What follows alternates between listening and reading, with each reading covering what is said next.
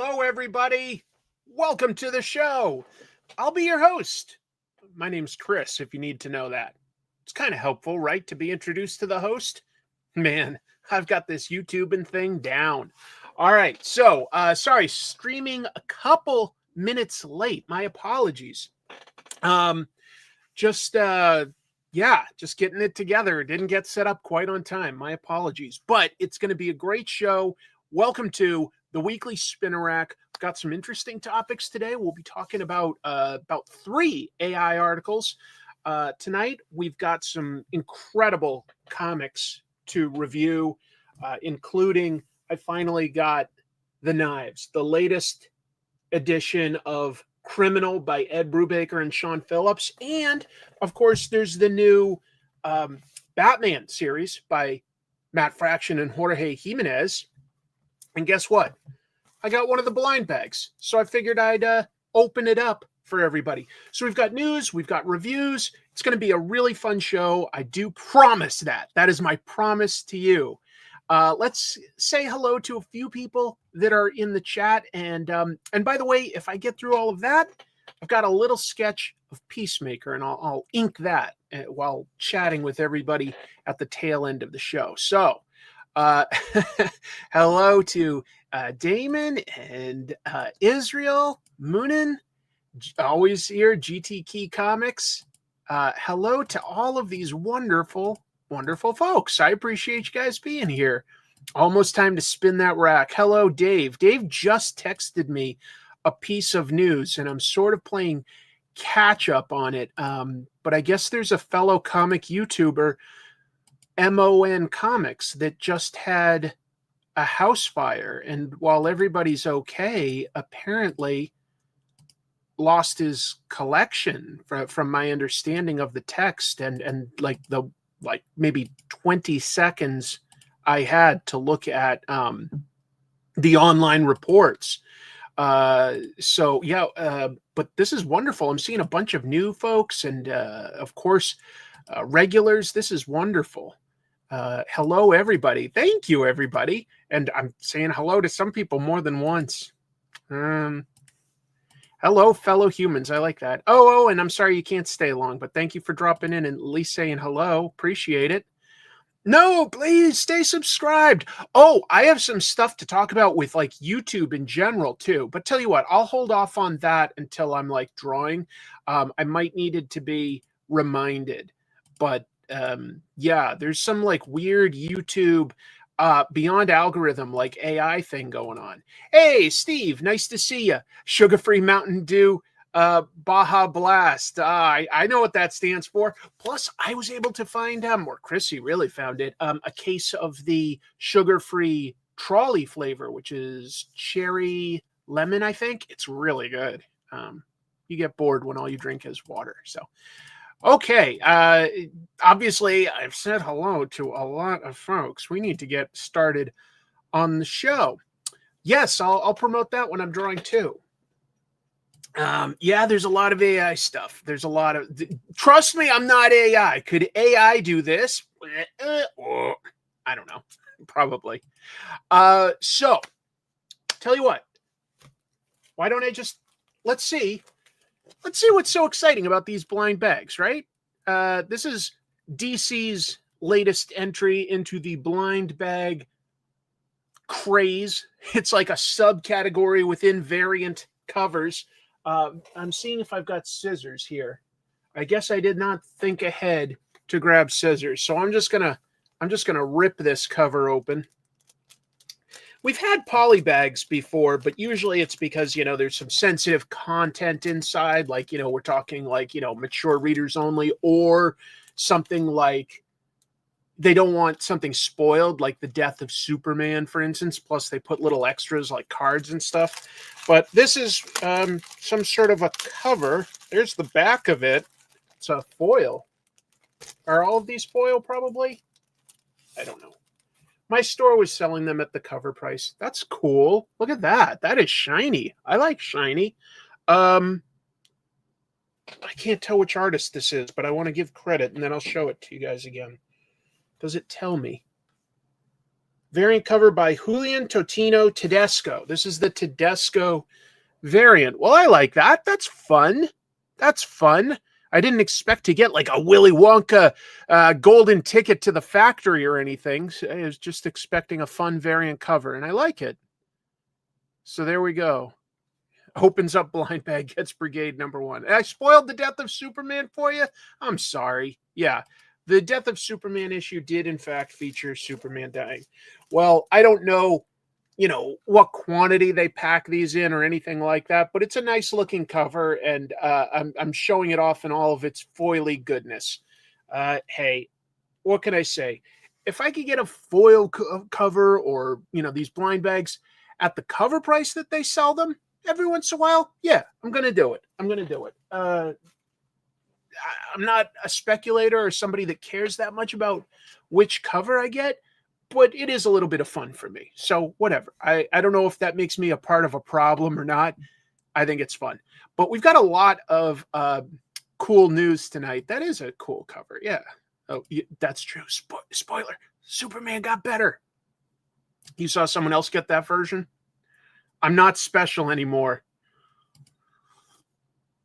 Yes, we'll get Oscar Isaac to dub. Somehow, Superman returned. It's kind of a decent impression.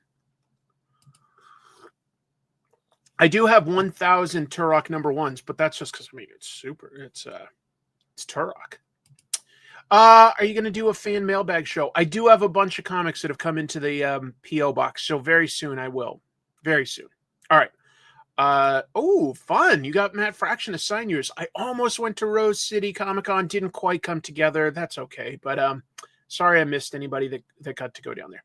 All right, let's get into the news. I think that there's a lot of topics. People want to talk about the AI stuff. I've got it like about 4 news items in, maybe 3. So let's just get started. First of all, I just wanted to talk about the fact that DC's big event, Hush 2, it's going to now have an issue that is 4 months late. 4 months late. That's a big deal. So issue 162 is the one I'm talking about. It now has an on-sale date. This happened this week. DC says it is now scheduled for November 12th. Okay, what was it?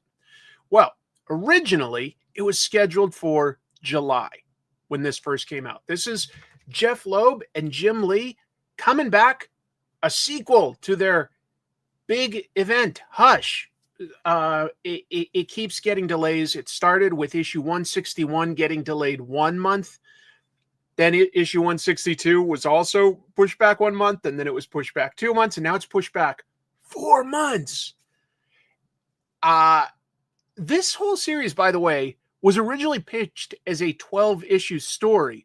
And issue 162 would only be something like issue 4 of the first 6 issues, because they decided to break it up, and they would give us 6 issues this year and then allow the Batman title to continue with this new Matt Fraction Jorge Jimenez title. Hush 2 is supposed to take place before this, which is obviously out now, and Hush 2 hasn't finished. And then we were going to get another 6 issues down the road to be decided. Okay. I'm starting to wonder if we could be running into something like All-Star Batman and Robin. Like it just doesn't get finished.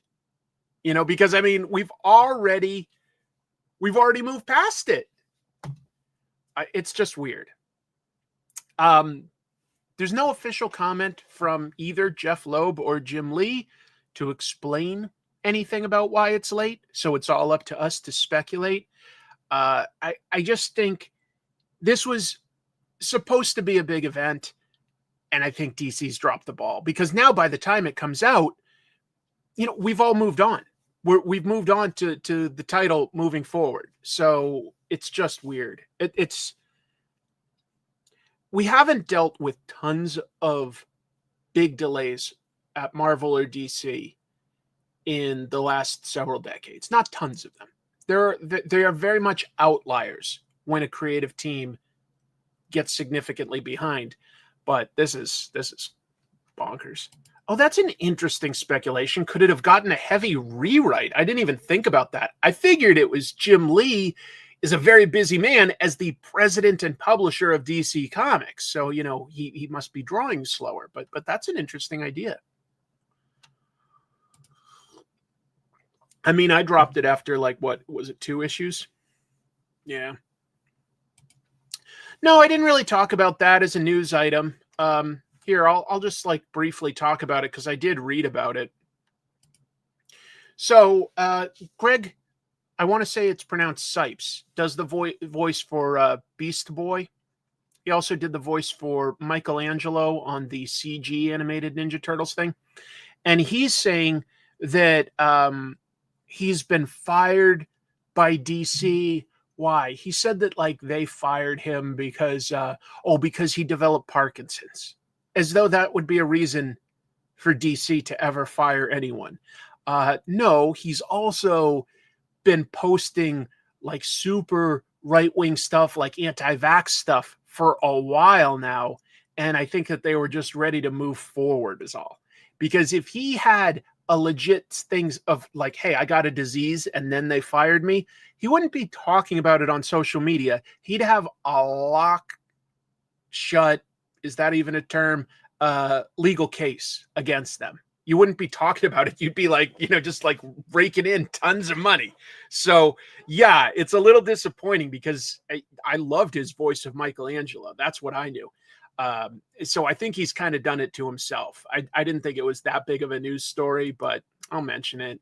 Yeah, I didn't know anything about that either. And I was like, he's posting this week saying like, you know, they fired me because I got Parkinson's. I was like, that just doesn't sound like it makes sense. You know, it doesn't pass the sniff test. You look at his social media and you're like, oh, they've just decided like not to renew a contract because you're making a spectacle of yourself. You know what I mean? So that's got to be what it is. I'm just speculating there. It's not like anybody made a statement. It's got to be more than that. I'm not convinced. I don't know. Maybe there is. I don't know. In other words, that's why I didn't have it as an official news item. I saw it.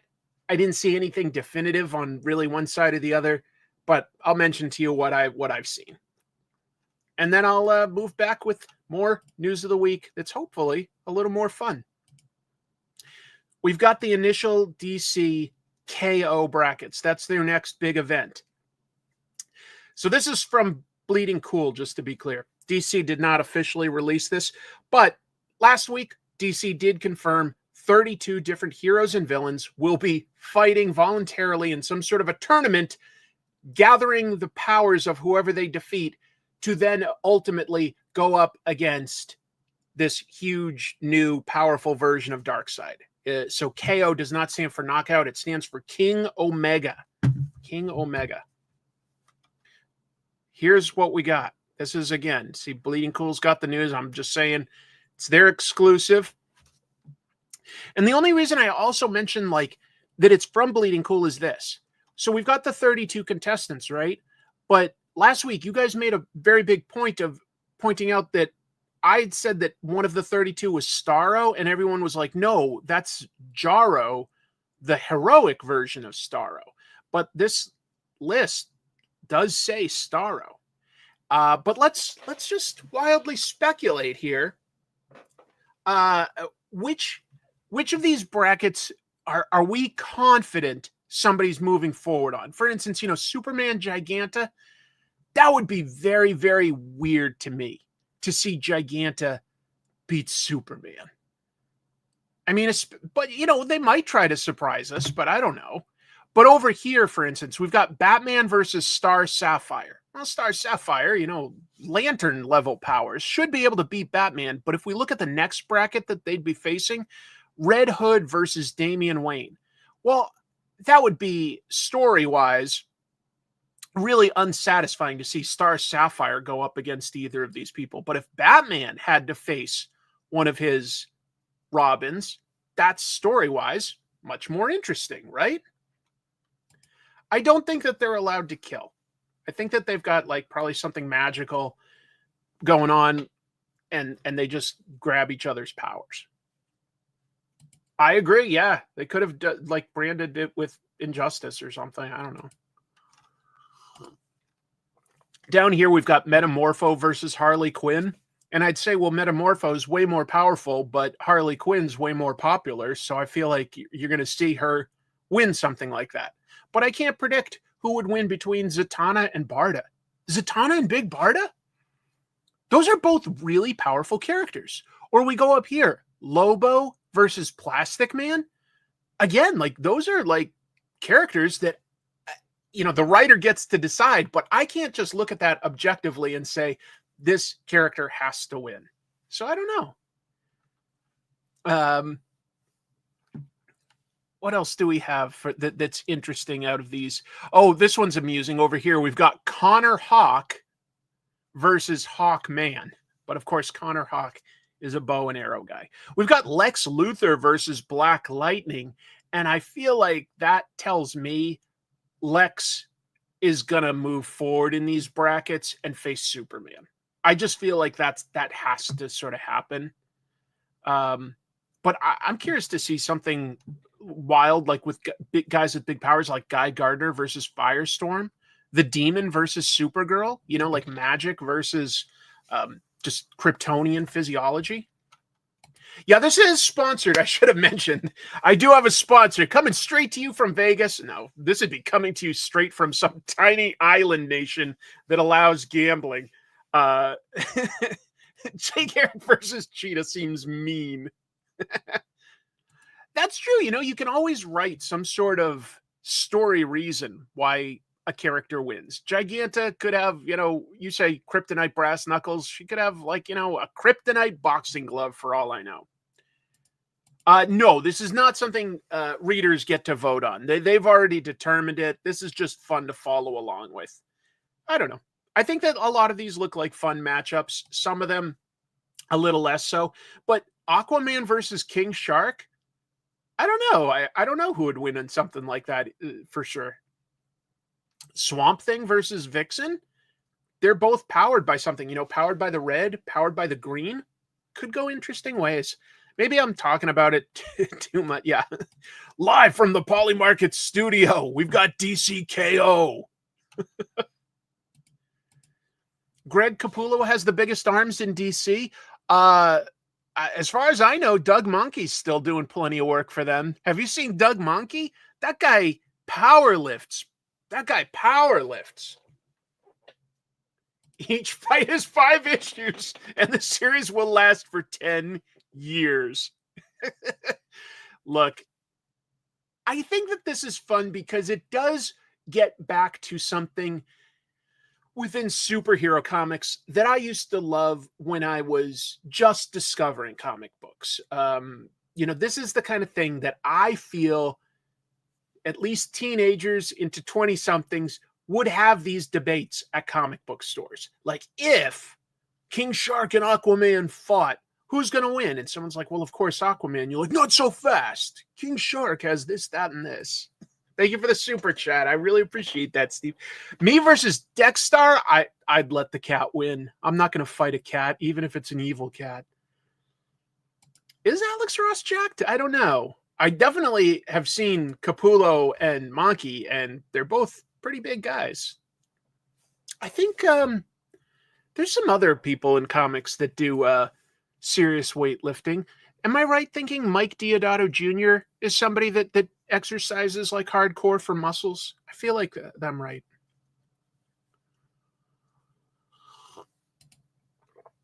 See, that's the kind of thing, that's the question, Beowulf, that people ask when they debate these things. So like, well, shouldn't Aquaman just be able to telepathically control King Shark? And then you go like, oh, well, you know, you could come up with a reason like, well, King Shark is supposed to be, you know, empowered by the ancient Hawaiian gods, really, or something. And you go like that gives him a loophole. That's true. JR is pretty big. He works out.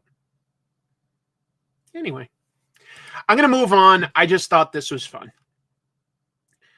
Oh, this is pretty huge news, I thought. for how fast we're turning things around. DC announced the Superman movie sequel, the one that James Gunn keeps hinting isn't specifically Superman 2, but that Superman has a big role in it. I think we now understand what he's talking about. These are all official art pieces to promote this next movie. So this week, James Gunn confirmed that the next DCU movie he's writing and directing will be Man of Tomorrow, and that'll come out July of 27. Just 2 years. Pretty fast turnaround. Pretty fast. David Corn Sweat, Superman. Nicholas Hoult, Lex Luthor. And Rachel Brosnahan, Lois Lane, all confirmed to return. We don't know for sure who else, but they're all confirmed. It is said to involve Superman and Lex teaming up against a bigger threat.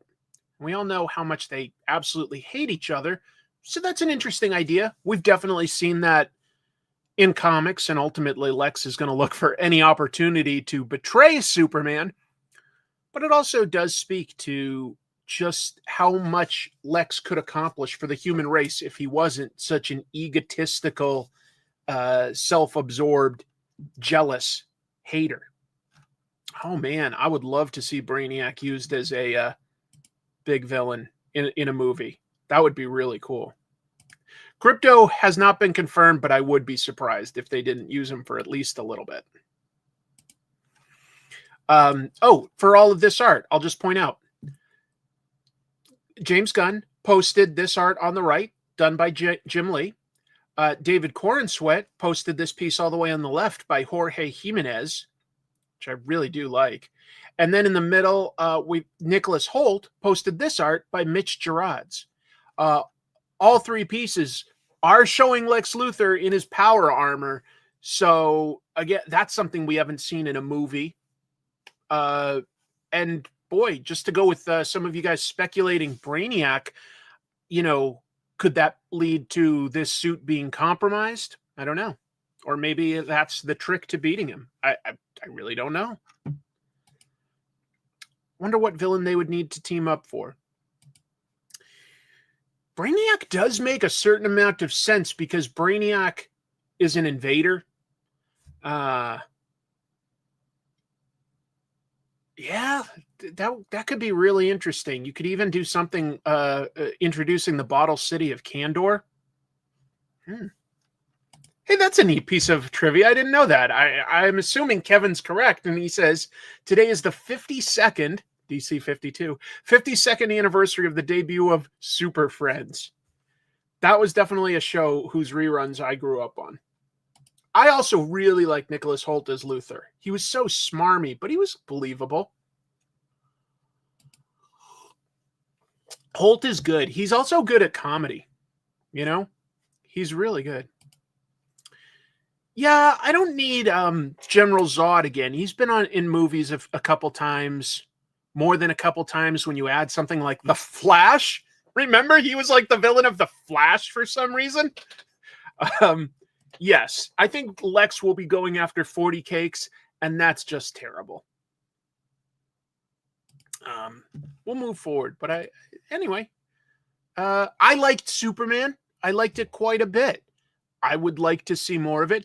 I would also love to see the DCU roll in some other big heroes. If they want to do Wonder Woman, I think that's a pretty big one that you got to do, and you got to get on Batman pretty fast. Like those are the key characters you need in this. They are doing Lanterns. It would probably be a little too soon to just rush right into another Flash movie, since it was only like a year and a half ago that the last one came out. So I know it's a reboot, but let's give it a little breathing room. We've never had something like a Martian Manhunter movie. I also think they need to give a little breathing room for Aquaman, even though I'm sure they'll come up with one. I'm just thinking of the big heroes of the Justice League.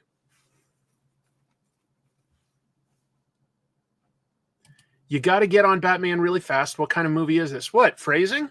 What do I know? All right, let's get into the big news. Warner Brothers is suing an AI firm. And this is an image that was done by Midjourney that was very specifically told to draw it in a style reminiscent of Greg Capullo.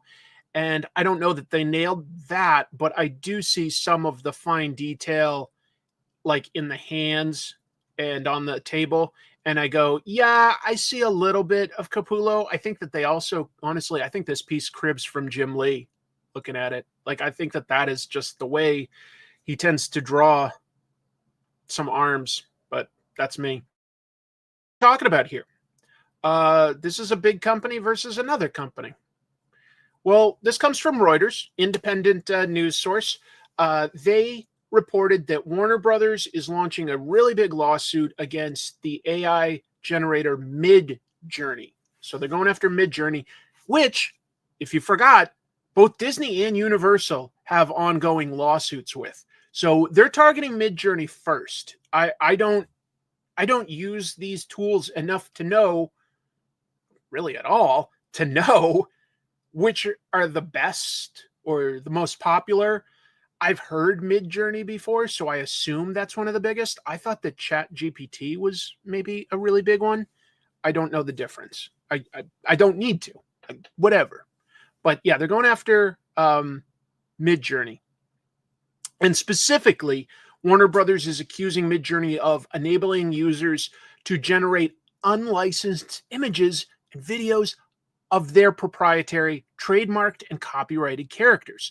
You can just tell it, make Superman doing this, make Batman doing that, Bugs Bunny, all sorts of Warner Brothers things. And it does. It doesn't just sort of do it close anymore. It does it. You know, I mean, it's identifiably that character. And you can have them doing things that the company wouldn't approve of or making money off of it. It can't be copyrighted if it's done by AI.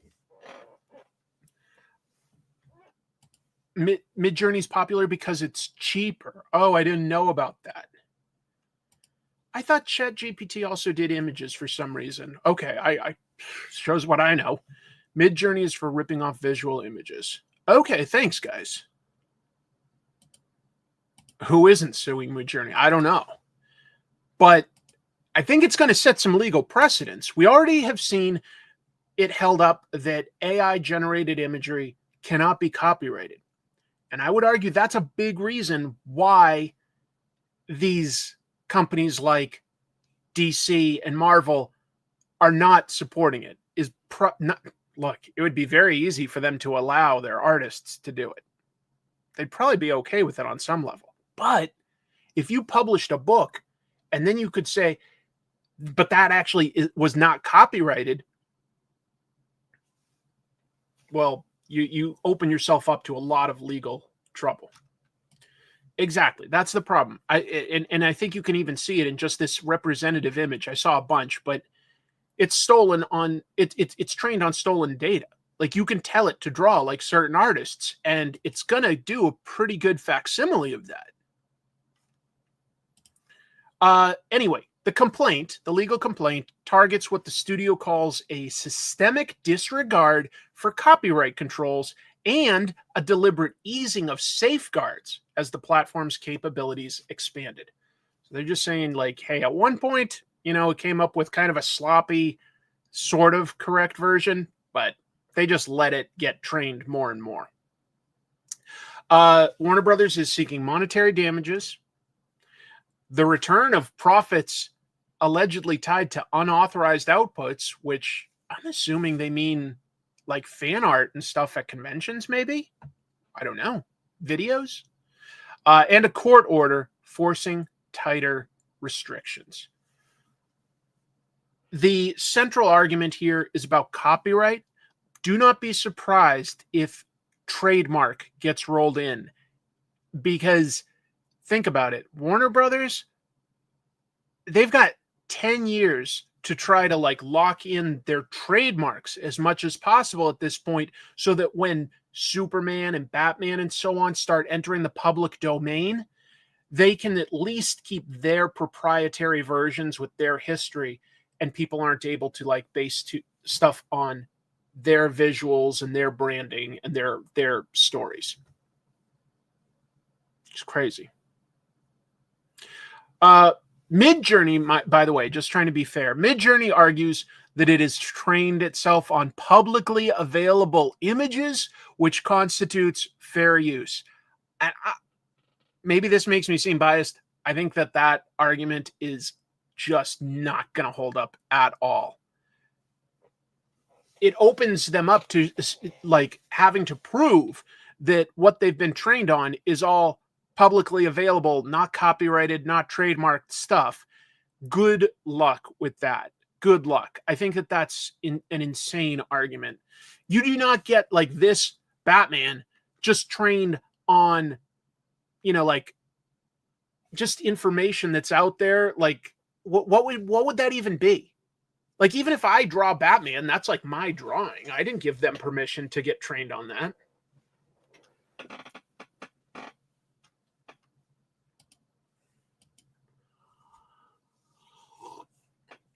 Exactly. The prompt for this that I pulled up on a website said, draw Batman in his cave in the style of Greg Capullo.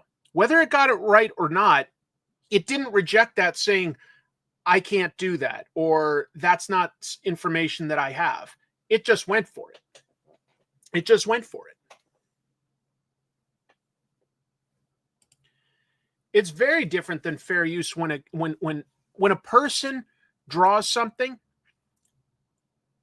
they are creating that. But AI has been trained on art by people who didn't give their permission. So it's like this. I'm allowed to draw Batman if I want to. Am I allowed to sell that? Probably not, actually. Now, DC might look the other way, in large part. But if I was making millions off of drawing Batman sketches, they could come after me because that's their property. I don't own that. I'm still allowed to draw it. I'm probably even allowed to show it as long as I'm not making a profit. But if I'm making a profit, that's infringing on their intellectual property that they legally own.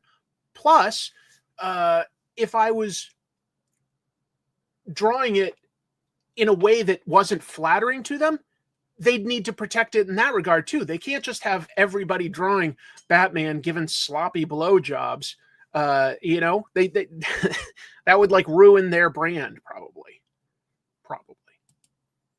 So it's a very complex issue that I cannot cover all the aspects of or come down with any verdict that means anything right now. I just wanted to bring it up. I think it's interesting to see that companies are going after AI because they see that they need to protect what they own. They can't just let it go rampant, that it is a threat to what they own. And I don't love seeing company versus company. I'd rather see an artist set this precedent, but none of us have the resources to fight a huge company.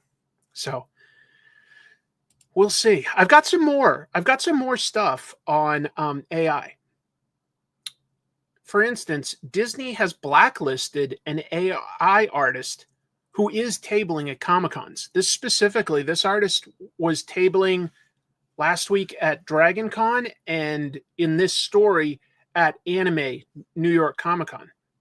Not New York Comic Con, just Anime NYC, right? So MSN reports that artist James Mulligan has been dropped from his contracts with Disney and Ravensburger. They're the publisher of the Lorcana trading card game with Disney characters. And it follows a recent controversy that began pretty recently, just last month at Anime NYC. So this started with Twitter user Toon Emu posting how their mother wanted to buy a bunch of prints by this James Mulligan, and Toon Emu was like, that looks like it's got AI generated elements. Don't buy it, Mom. And the mom was like, no, I want to buy it. And, whatever, she's allowed to make her own mistakes, I guess, but spent hundreds of dollars on prints. And Toon Emu was very frustrated because, I guess they used an AI scanner, and it said, yeah, there's more than a 90% probability that the backgrounds were AI. The character might have been original, but like the backgrounds and stuff were definitely AI. And Toonemu was like, show me your process videos. And Mulligan pulled something up. Procreate records your process, but it was skipping over large chunks. Like there was clearly like certain elements, and it was just skipping ahead and like it wasn't showing the full video. The lighting alone proves it's AI. They cannot do consistent lighting at all. I was just about to mention Inkwell. Thank you for also having seen that. So, YouTuber and Disney Lorcana artist Inkwell, great video that went up this week, says that Mulligan has now been blacklisted by Disney. Disney won't allow them to do any more cards. And to be clear, I think this artist, Mulligan, has only illustrated 3 cards for Lorcana, which isn't that many. It's been a couple years even since they did it. But according to Inkwell, a lot of artists that work for Disney are very annoyed because Mulligan does stuff like will sign other people's cards and say that he was the art director. And they're like, but that's not true. Now, again, I'm saying this secondhand. You know, you're getting it by now third hand. So I don't know that for a fact. I'm just telling you what I saw in Inkwell's video. But I think Inkwell has a pretty well-established history of working for them, that they would be in the know. Also, I'll just say, this booth thing here, saying like Disney and Lorcana like that, using that, like, there's no way Disney authorized that. There's just no way. I've got friends that have done official prints and art for Disney, and it's done under super strict guidelines. They have to submit a bunch of stages of it to get approval at each stage. That piece can be sold, but you know, you can't advertise yourself as a Disney employee or anything. So this is definitely like something that if Disney, like, no wonder they blacklisted them. By the way, though, I will say Mulligan still listed right now as one of the artists at New York Comic Con in less than a month, or exactly a month, I guess. That said, let's let the event organizers handle this. I really want to make it clear, I would never want anyone to harass another person. Like, don't do that, okay? That's not the right way to handle it. We're not even in a power position to resolve anything. We can talk about it, and hopefully that means that convention organizers will enforce their own rules. So we'll see.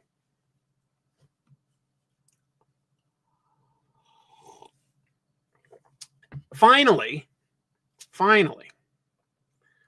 a Marvel vice president calls AI fun to use. I just don't think it's a good look this week. It's a bad time to do this. Would never be a good time, but this was a bad week. Marvel senior vice president, executive editor, oversees the X-Men line these days, Tom Brevoort, Marvel's most tenured employee. He posted to his Substack newsletter that he played with AI, and I'm going to post his comments. I just want to note that the emphasis is mine just for talking points. So he talks about how there's concern over AI, this, that, and the other, but then he sort of walks it all back by saying, once something is discovered, all efforts to halt its further use are likely to be in vain. To a degree, I understand that argument. Once technology exists, someone's going to use it. But I do think that there are safeguards that can be put into place. You know, we don't allow, ideally, the distribution of certain types of porn online, right? That would be illegal. There are laws and rules in place to help regulate this stuff. And when you break it, there's a punishment. So I would think, being an editor at Marvel, and you'd want to protect your artists and your copyrights. Let's just talk about the business side of it, protecting your copyrights, that you'd want to say it exists, but here's what we're going to do to look for it and not play with it, not use it. He said that he messed around with Google's Gemini AI program, and I point out this part. I generated a couple of things that I'm going to share with you here. Irresponsible? Probably. I mean, it's certainly irresponsible as far as what it does to the environment. It takes almost countless gallons of water to cool down the computers that process and crunch everything to generate these average at best images. But then he goes, it's also pretty fun to use. Now, he said he's not planning on publishing anything with this, that he just was messing around with it. And to a degree, again, I think, yeah, you can talk about how you've tried it so that you understand what it is. I get that. I can even understand that there might at some point be some really useful versions of AI in terms of just organizing thoughts or histories to make lists, make chronological lists, or make charts comparing stuff, taking out the busy work of just putting together data, just putting it together. But when it comes to the creative aspects, creative writing, image generation, I think that we need to have some hard and fast rules personally. So I just think not a great argument, and the timing of it pretty bad. not a good time to have done that. Sorry, I hear a cat moving around back there. Yeah, like I say, there probably are some good uses for AI to just process information and organize data. That I don't see as a problem. We are always coming up with tools to make life easier and not like deal with the mundane aspects. But as far as a creative tool, it just steals from artists and it takes from artists. And when I see an artist at a Comic-Con that's using AI, it depresses me because it means that they took that slot from another artist that might be pouring out blood, sweat, tears, and other horrible bodily fluids to create some artwork. And I respect that. I respect it so much. I love making art. I'm bad at it, but I like it. Thank you for the super chat, Larry. Do you think we'll get Spectre or Phantom Stranger in the DCU? What are your thoughts on Peacemaker season 2 so far? Yeah, I think that like there's room for those characters, but it would probably be pretty far down the road in a movie that features a character like, Constantine or something. I don't think that they'd get their own solo projects, at least not anytime soon. Maybe as a TV show, you could get something like that. But they're such cosmic and enigmatic characters. It would be pretty hard to base a whole story around either of them. Anyway, we're going to move on from this topic. There's some other fun stuff to discuss, but I wanted to get to that towards the top of the show. Blade is finally entering the MCU, but not Mahershala Ali. Let me talk about that. So maybe some of you saw this, but Marvel Television released a trailer this week for Marvel Zombies. It's going to come out September 24th. 4 episodes. It follows on from that What If episode. It's an animated show. I will say there's a great shot in it of Spider-Man jumping over a horde of zombies and webbing them up and their heads all rip off. And I was like, that's a pretty cool shot. That's a cool, funny, crazy thing you can do with it. Well, it notably features a Blade variant called Blade Knight, who also has the powers of Moon Knight. So it's Blade with the powers of Moon Knight, battling Ghost, zombie Ghost from Thunderbolts. That Ghost can go intangible. But it is not voiced by Mahershala Ali. He was announced as the actor for Blade back in 2019. Several attempts to make the movie, got really far a couple times, but has sort of been chopped each time. And there's a voice actor, Todd Williams, is voicing the character. It's frustrating because Blade should not really be the hardest character for them to adapt. I mean, vampires haven't been addressed by any other of the movies or TV shows. You can do that as like such its own siloed thing. you know, and just have a good martial arts type horror actiony mashup. We've seen them do 3 Blade movies and a TV show with Sticky Fingers. I'm just saying that there's a proof of concept in how to do this that audiences like. It's not that hard. I know Zeb Wells was producing this show. I didn't know that he wrote it, but Zeb has written some things that I really like, to be fair. He really has. So yeah, put him in the 70s. Just to be clear, one of the ideas they had for the Blade movie was to have it be a period piece. All the costumes for the background actors in the movie Sinners was created for Blade. And Marvel was like, not going to use it because they canceled that version, but they'd created all those costumes. Ryan Coogler knew about it and used the same costume designer. Marvel sold it to them at just their cost. They didn't make a profit. They didn't take a loss. They were just like, yeah, I guess we're not using them. Here's a bunch of stuff. So that helped Sinners keep its budget down because it didn't have to produce it all from scratch. Wait. EJ has another piece of AI information here. By the way, OpenAI is making an animated short to show at Cannes Festival. Disappointing. What's the point even? What's the point? If it's like a technology demonstration, show it at like an electronics show. You can't have a copyright on the film, so it's a waste. Was there a Blade anime? Jeez, I missed that.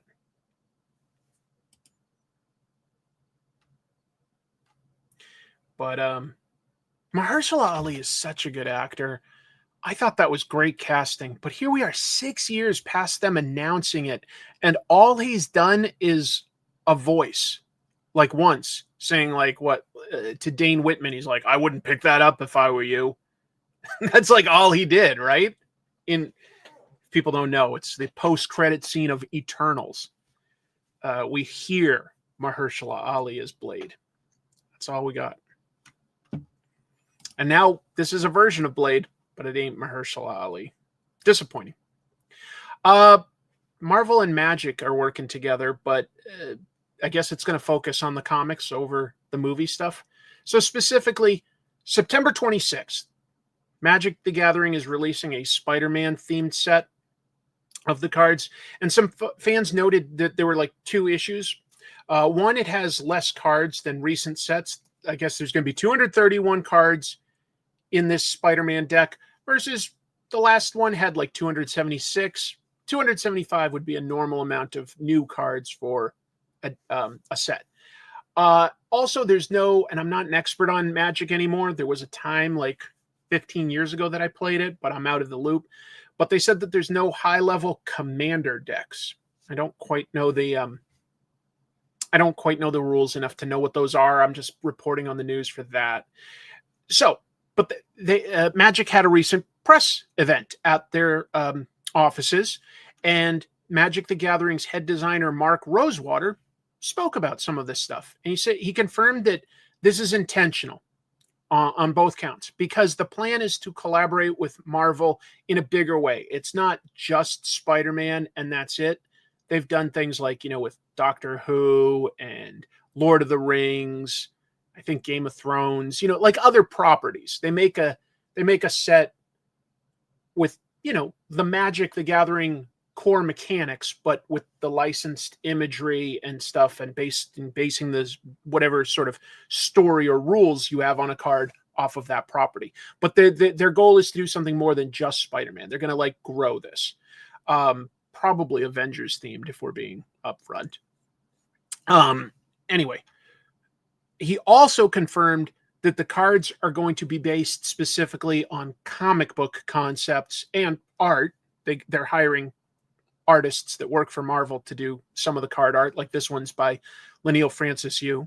I think that's cool. Not the movies, though.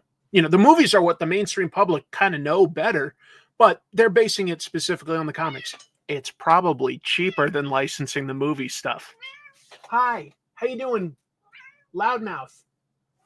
Let me see if Chrissy could maybe feed them.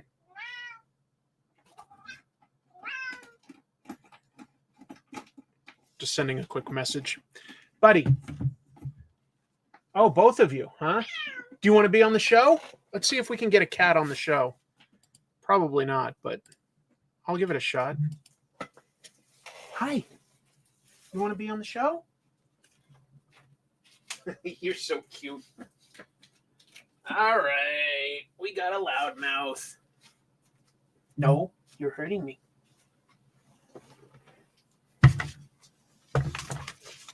You need your claws clipped. My goodness. This is Jack, a.k.a. Loudmouth. He's my buddy. He's my buddy. You're so cute. Say hello. He's a rascal. He's very, very smart, and he knows how to get what he wants. Why don't you go play with your sister? What do you say? You can go play with your sister? Okay. Lily, you want to come up? All right, that was fun. Lily, do you want to come here? No. All right.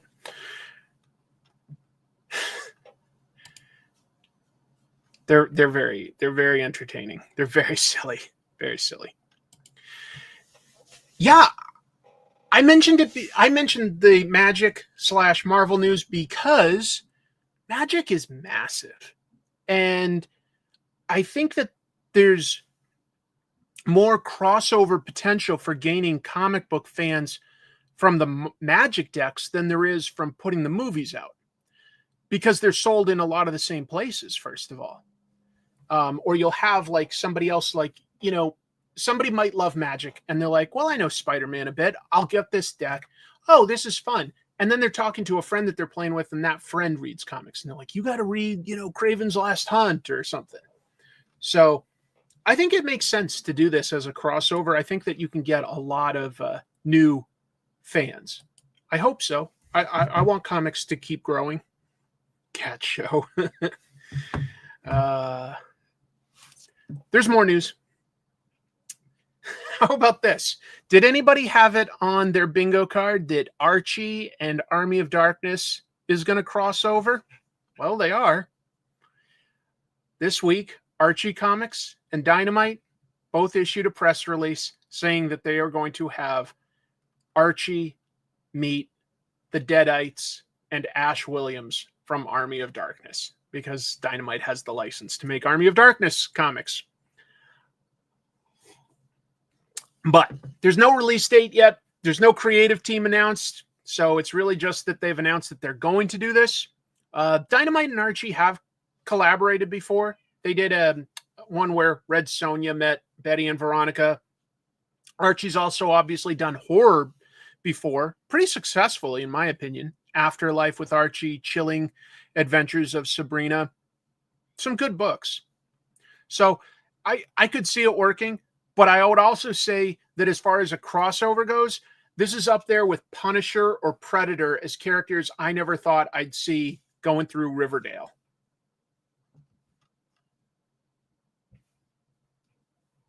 Oh, that was on your 2026 bingo card. Yes, they've met Jay and Silent Bob. Archie does some funny crossovers that you don't expect, but I got a kick out of it. I got a kick out of it. I think it's all going to go down in Riverdale. So one would imagine it also involves Sabrina, right? Like she, you know, either reads from the Necronomicon or somehow is escorting it, and some dum-dum like Moose reads from it. That would be funny, right? Having Moose just go like, duh, I'm trying to read. And he reads from the Necronomicon. That would be a pretty good origin for everything. You hope it's old Ash from the show.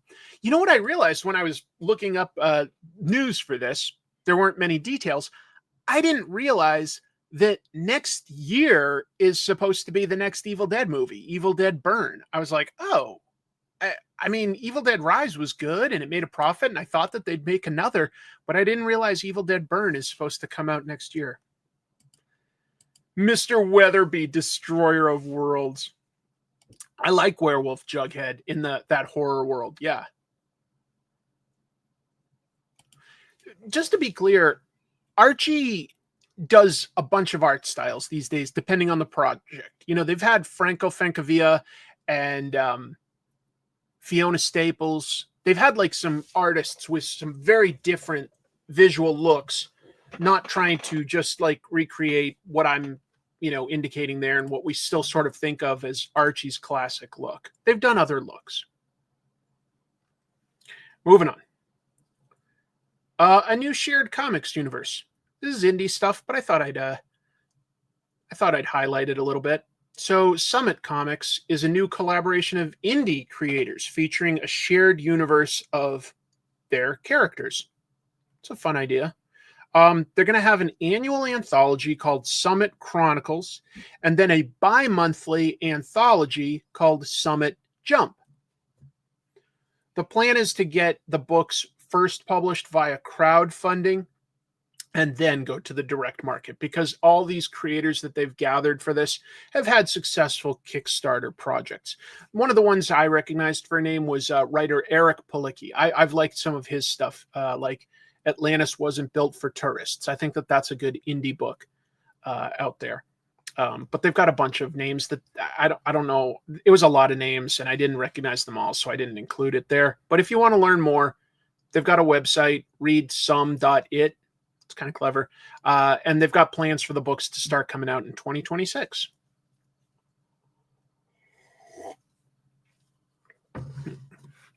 Bazooka Joe. Bazooka Joe Comics. Huge part of this channel, obviously. No. Bazooka Joe. Did anybody else here grow up getting penny candy, including Bazooka Joe? Because I did. That probably makes me old. But I would walk down to a convenience store that was maybe a mile or two from where I lived, sometimes with my sister, sometimes with my friends, and they would have candy for like 1 cent, for 5 cents, for a dime, for a quarter. So my parents might give us $1 or maybe even $2, and we'd get like just a bunch of candy, and some of that would be Bazooka Joe, and I think Bazooka Joe was 5 cents when I was a little kid. You ate some Bazooka gum today. All right. See, I didn't even know that they were still around. Love the Comics might be my first comics. Yeah. Yeah. And I'm seeing a bunch of people saying like that they are familiar with this stuff. I know the gum was a little hard, to be honest. It wasn't the best quality of gum, but you got a little piece of gum and a comic and whatever. So anyway, so Bazooka Joe is apparently still around. Somebody here saying that they just had it. And the wrapper that the gum would be in, once you open it, it had a comic in it. It would also have your fortune and some, I don't know, other information sometimes. But it's getting an update because for the first time in 30 years, they haven't made a new comic in 30 years. They're going to make some new comic strips, and this time they're collaborating with 12 different pro athletes. People from NFL, NBA, MLB, WNBA, NHL, NCAA, Jason Kelsey, DK Metcalf. I included one here. Is the art amazing? Are the jokes hilarious? It's gentle. It's gentle humor. It's gentle humor. But it's still something that I'd come across as a kid.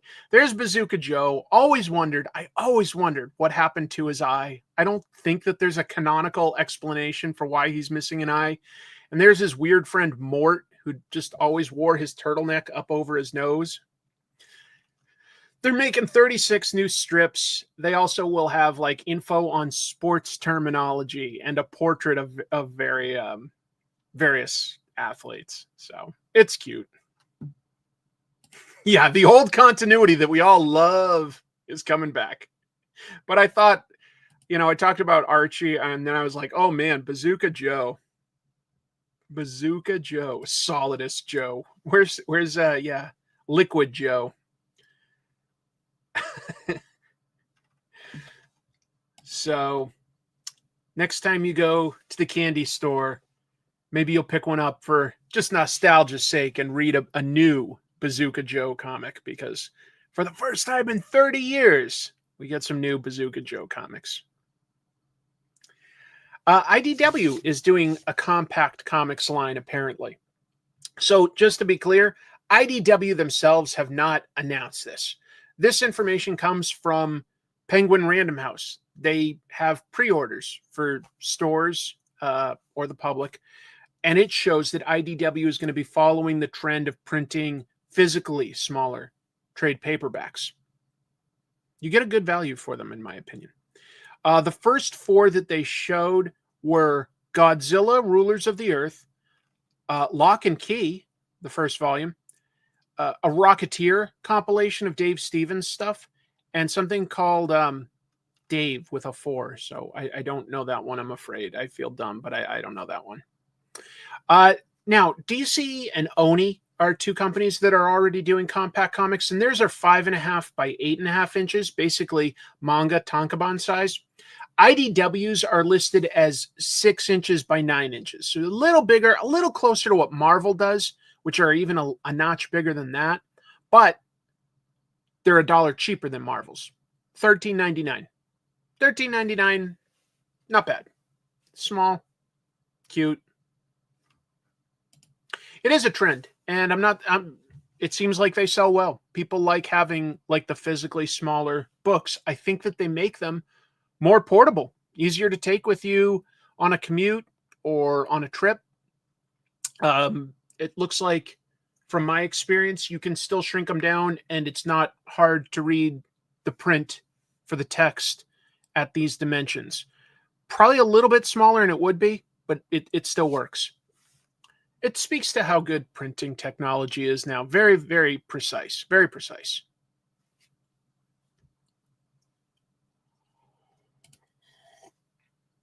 You did pick up images. Yeah. So they did Saga, and they've said that they'll do more. I want to say that Skybound announced some. Oh, by the way, going to talk to Kirkman tomorrow for the show about, he's taken over Transformers as the writer, and he's writing this book Skinbreaker with David Finch. So going to be talking to Kirkman tomorrow. That should be interesting.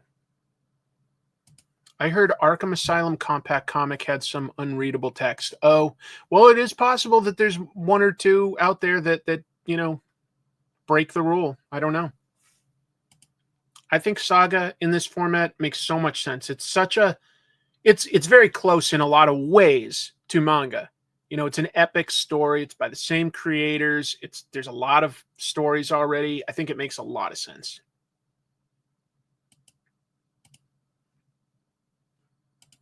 I'm not going to do my impression to his face. I don't think he'd love that. Maybe he would, actually. Oh, man, it's nice to have you here, Robert. It's such an exaggeration. He's lost a lot of his accent, in my opinion. More blind bag variants coming. I was just talking about IDW up here. Here's another thing IDW is doing. Hey, I just opened a blind bag. Got something fun. I'm not totally against them at all, just to be clear. They sell. So IDW announced really good cover, really good price for theirs. Whoops. Hold on. Where did that go? Put that over here instead. For $4.99, they're going to have blind bag variants of Ninja Turtles issue 13, new creative team coming on. Covers by artists like Daniel Warren Johnson, David Nakayama, Kevin Eastman. Pretty cool. A few other really cool artists. That's coming out December 10th. The cover that's by artist Raza is going to feature the first appearance of a new villain called Ujigami. And meanwhile, look at this. Keenspot announced that stores ordered over 350,000 copies of Mark Spears' Monsters, The Monster and the Wolf #1. The Trick or Treat blind bag, which I love that they made look sort of like a Topps trading card pack, something like that. I think that's a really nice design for a blind bag. Also, just kind of impressive because that's even more indie than what you get from, Image or Ninja Turtles or anything like that. But yeah, The Monster and the Wolf is going to be a 3-issue series that gets into the sort of the hunter of the monsters and his family history and stuff. So, but that comes out October 8th in time for Halloween, $5.99 for that. I just got to say, like 350,000 blows my mind. Wow. We will see how long the trend for blind bags lasts, but it's not going to go away in the immediate future, I don't think. No, your store doesn't order them? They go fast. They go fast, I will say that. Thank you for the support, Dr. Schubel. As a Halloween prank, they contain 22 sheets of blank paper. Blank toilet paper, right? You open it up and you're like, hey, I got pranked. Hey, what a great Halloween. What a great Halloween. Show everyone my new tattoo? All right. Can you see that? It's a Ninja Turtle. Right there. It's a Ninja Turtle. Hey, look at my weird arms. My hands are so big. What do you think? Guess what? It's a temporary tattoo. It's a temporary tattoo. I would consider getting a real tattoo, but this is just temporary. I've never had a temporary tattoo before, but my work had a 90s themed trivia night last night just for fun after hours, and I went to it and they had fun things like temporary tattoos. Cowabunga. It is Leo, I think. Yeah. So much for me getting into the onsen the next time I go to Japan. Tattoo. Might be Yakuza. I did win, yes. Of course I won. More news. Last piece of news, really. Antarctic and some other indie publishers have been hit by the US's new tariffs. So, last week, the US removed what was called the de minimis exemption. That enabled smaller, individually imported items into the country. If they were under $800, you didn't have to pay an extra tariff or tax on them. It was for smaller businesses. It just wasn't worth tracking. Oh, we got rid of that, apparently. Brilliant. These tariffs, by the way, I will point out, they're not supposed to be applied to printed goods, but getting rid of it wholesale so quickly, there's no mechanism in place for when this stuff gets imported for them to just go like, well, this is exempt, this isn't, etc. There's no way to sort it. So now everything gets hit with a tariff. Ben Dunn, he's the president of Antarctic Press and obviously the writer and illustrator of some of the long-running books there, like Ninja High School and so on. He posted to Facebook a really big post that the new tariffs are devastating to small businesses like his because they specifically print most of their comics in small amounts overseas. Now they have to pay massive tariffs on that if they do that. UK-based Carrero Press, they do a lot of horror and erotic comics. Canadian-based Class Comics, they do like superhero and comedy stuff. They both said that they have to suspend shipments to the US because of the costs. Nobody here can like afford to pay the tariffs on it, so they're suspending it. Frustrating. Just really like shooting ourselves in the foot. Doesn't really help anybody. Doesn't really help anybody. I already got hit with this. I lied about the value of the item to save on tariff, but most of the time the shipper declared the value, so I'm mostly done ordering anything from overseas. Yeah.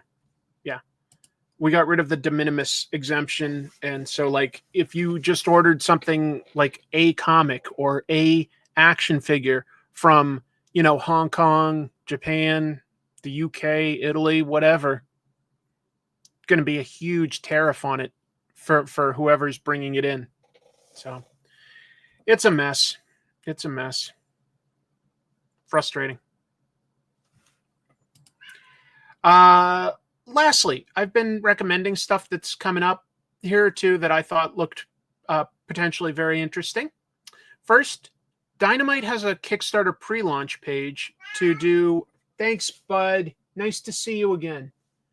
A Kickstarter for a Wizard of Oz graphic novel by Sue Lee, created, they say, to celebrate the 85th anniversary of the movie. So it's specifically based on the movie version. But I like Sue Lee. I don't know if you've read her books, Carmilla, which are based on the Irish legend of vampires. Very, very old. Carmilla actually predates Dracula. So kind of cool. Lily. My cats are going wild down here. And so anyway, that's one that looked kind of cool. And then this, Oni has the license to do EC stuff, and they've done some horror books. They're going to do Outlaw Showdown, which is horror and Western. That's coming out October 22nd. And this one interested me because of the talent involved.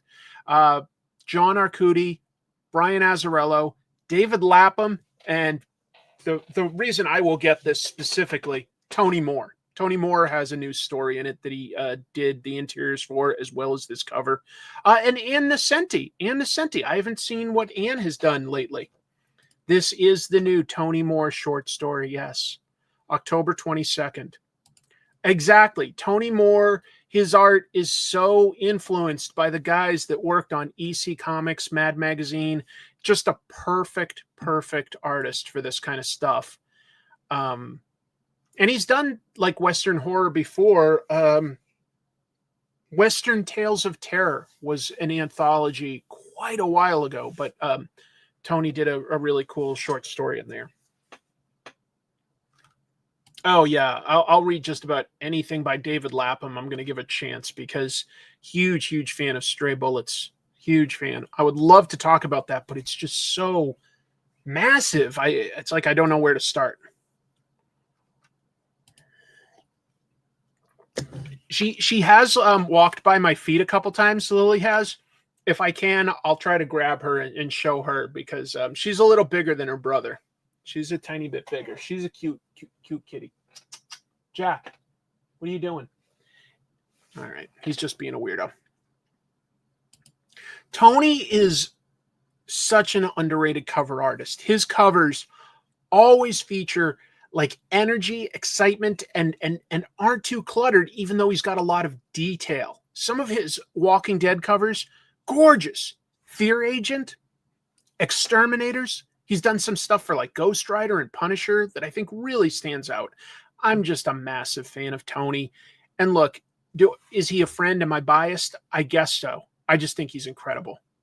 Oh, absolutely. Tony would be the first person to say Jack Davis is a huge influence on him. He's told me before, you know, he loved reading Cracked and Mad Magazine growing up. And like those artists definitely influenced him a lot. Hi. That was Lily. And she was sitting right behind me. And I looked at her. And as soon as we got eye contact, she went and jumped away. I think Frankencastle is awesome. I remember at the time people were like, this is so different than Punisher and they're ruining Punisher. And I'm like, well, he's obviously going to go back to the status quo. Let's just do something different with the character for a while. Anyway. All right. We've got some books to review this week. So let's move on in terms of, we did the news. So that was the news. We're sitting on top of the story of the century here. Put an ad on the front page. Cash money for a picture of Spider-Man. He doesn't want to be famous, and I'll make him infamous. Hi, guys. This is April O'Neil from Channel 6 News, and I am here in beautiful New York City.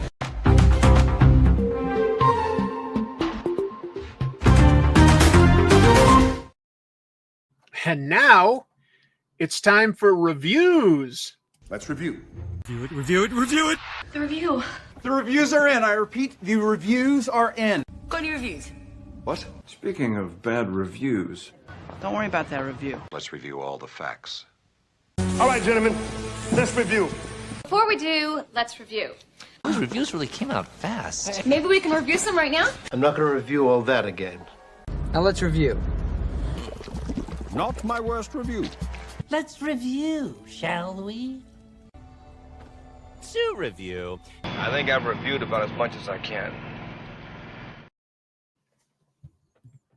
There we go. That gave me the time I needed to set up the camera. I know that was probably a little obnoxious dealing with pre-recorded video, but I think it's better than me leaning across and futzing with the camera.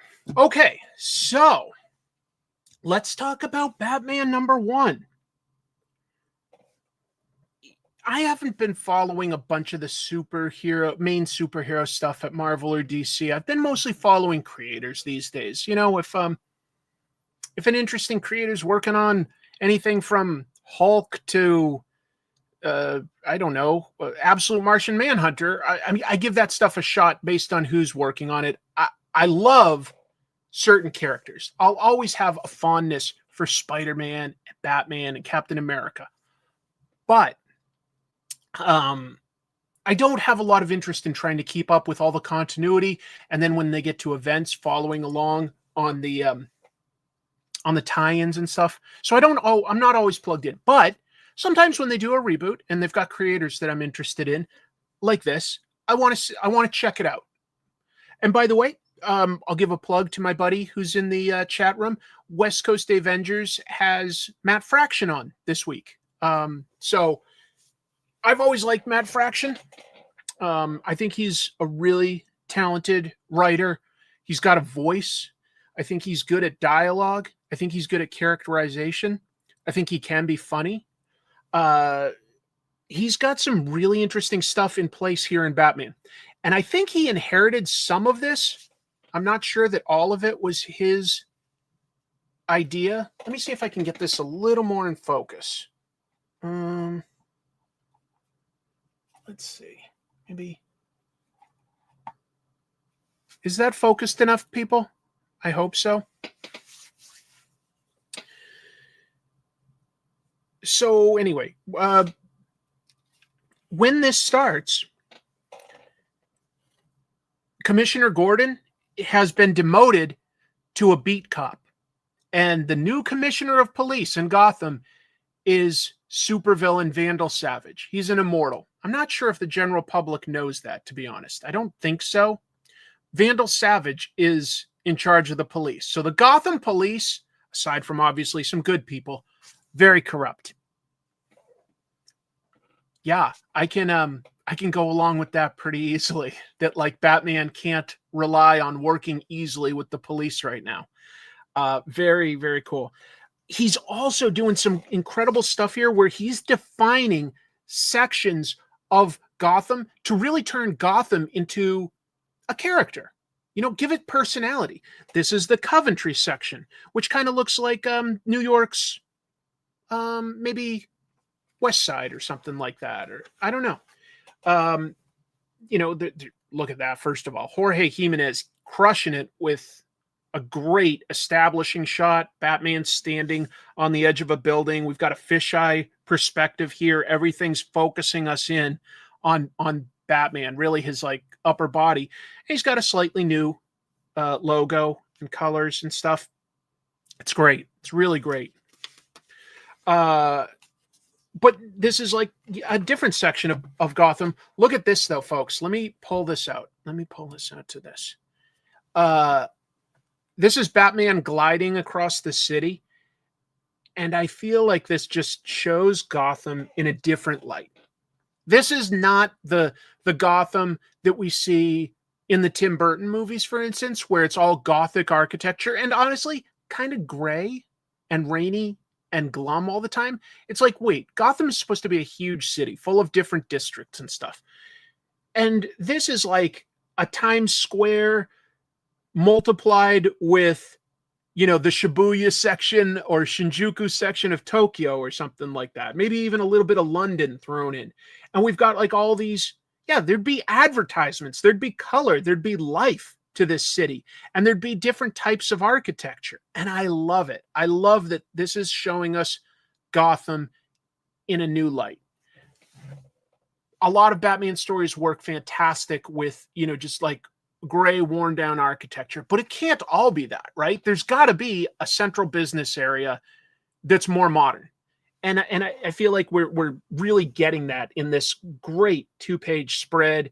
There's such energy to it with Batman gliding here. This is a fantastic outline here. There's just a couple little flecks of sunlight that read as sort of motion lines. There's a real energy to this page. And yeah, Jorge Jimenez is crushing it with this attention to detail for backgrounds. That's a lot of work to lay something like this out.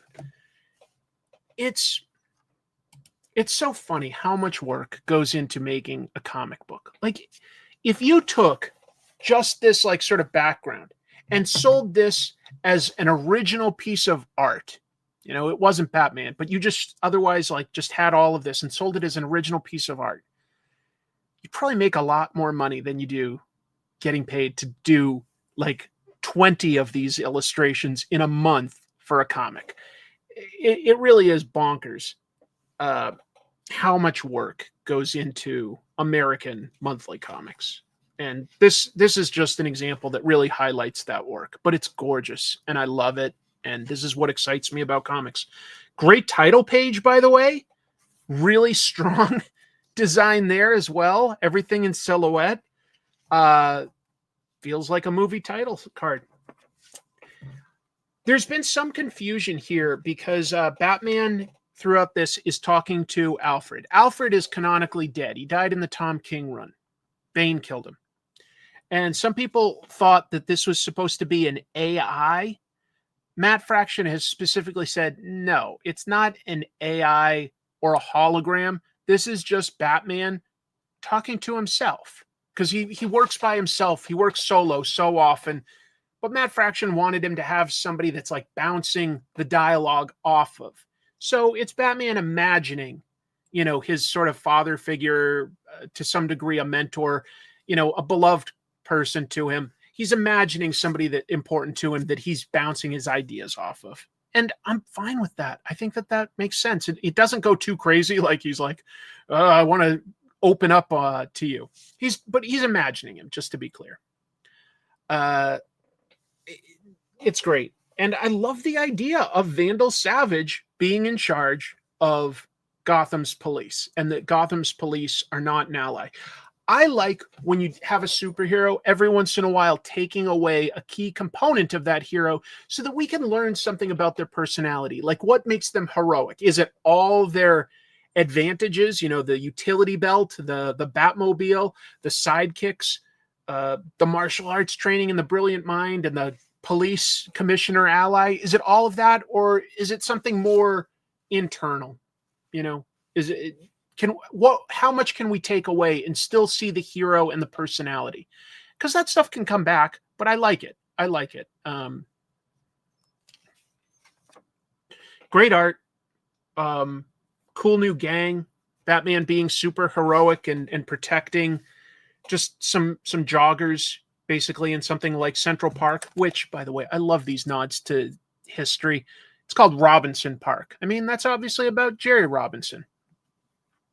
Look, there's more to it, but if I went too far, I'd start spoiling what happens in this issue. I'll say that it ends on a great cliffhanger. It also gives you a one-and-done mystery adventure, more of an adventure, but a little bit of a mystery that's all told in a single issue. So you do get just enough closure and just enough tantalizing ideas that it's going to make me pick up the next issue. Gotham absolutely has professional sports teams. Oh boy, that's a piece of trivia that's not off the tip of my tongue. I thought I knew the baseball team name, but nothing's coming to me at all. They've got football and baseball for sure. Is it Gotham Knights? I thought was just the football team. I think the Knights are the football team. Somebody will have to Google it. Maybe the Gotham Knights are their baseball team. I just had it in my head. The Gotham Knights was the football team. yeah, Batman knows that there's a villain there, but he can't just upend a whole system, right? And I like that. I like when a writer plans ahead and gives their superhero an obstacle that they have to overcome, as compared to just maintaining the status quo. You know, like a supervillain comes in and is like, I'm going to nuke the whole US. I'd rather have them sort of playing a little bit of an underdog. I don't need to see it established how Vandal Savage got into this position of power. I don't need that. I thought the football team was the Goliaths. Okay, you looked it up. It is the Knights. Okay, the baseball team is the Knights. Huh. All right. Thanks for double checking, guys. Appreciate that. The Gotham Blades is the hockey team. Nice. All right. But isn't there a baseball? Oh, you're saying the baseball team is the Knights.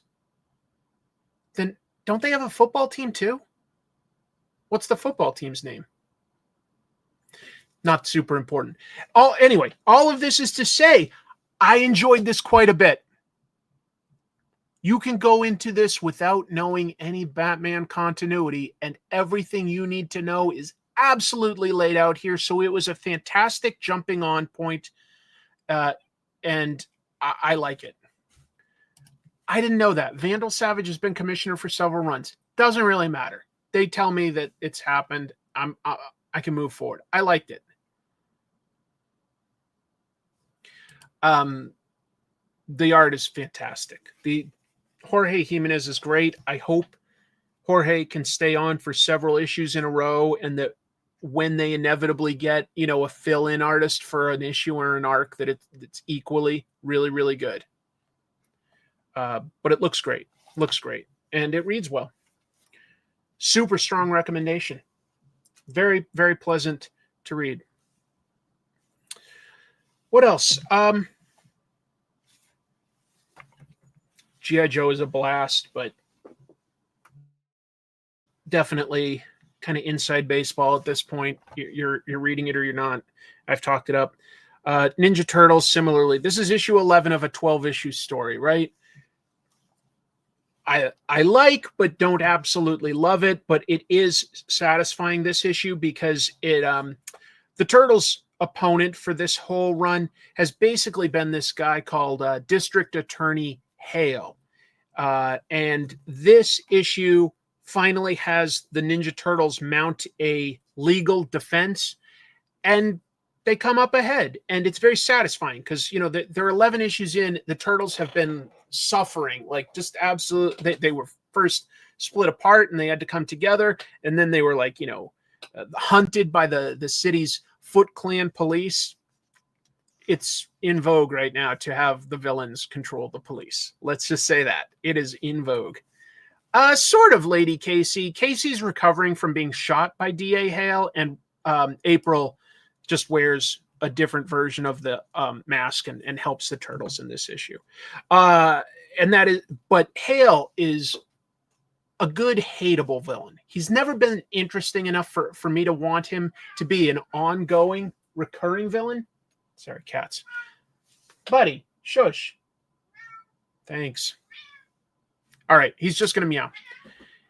And he's been a really obnoxious villain.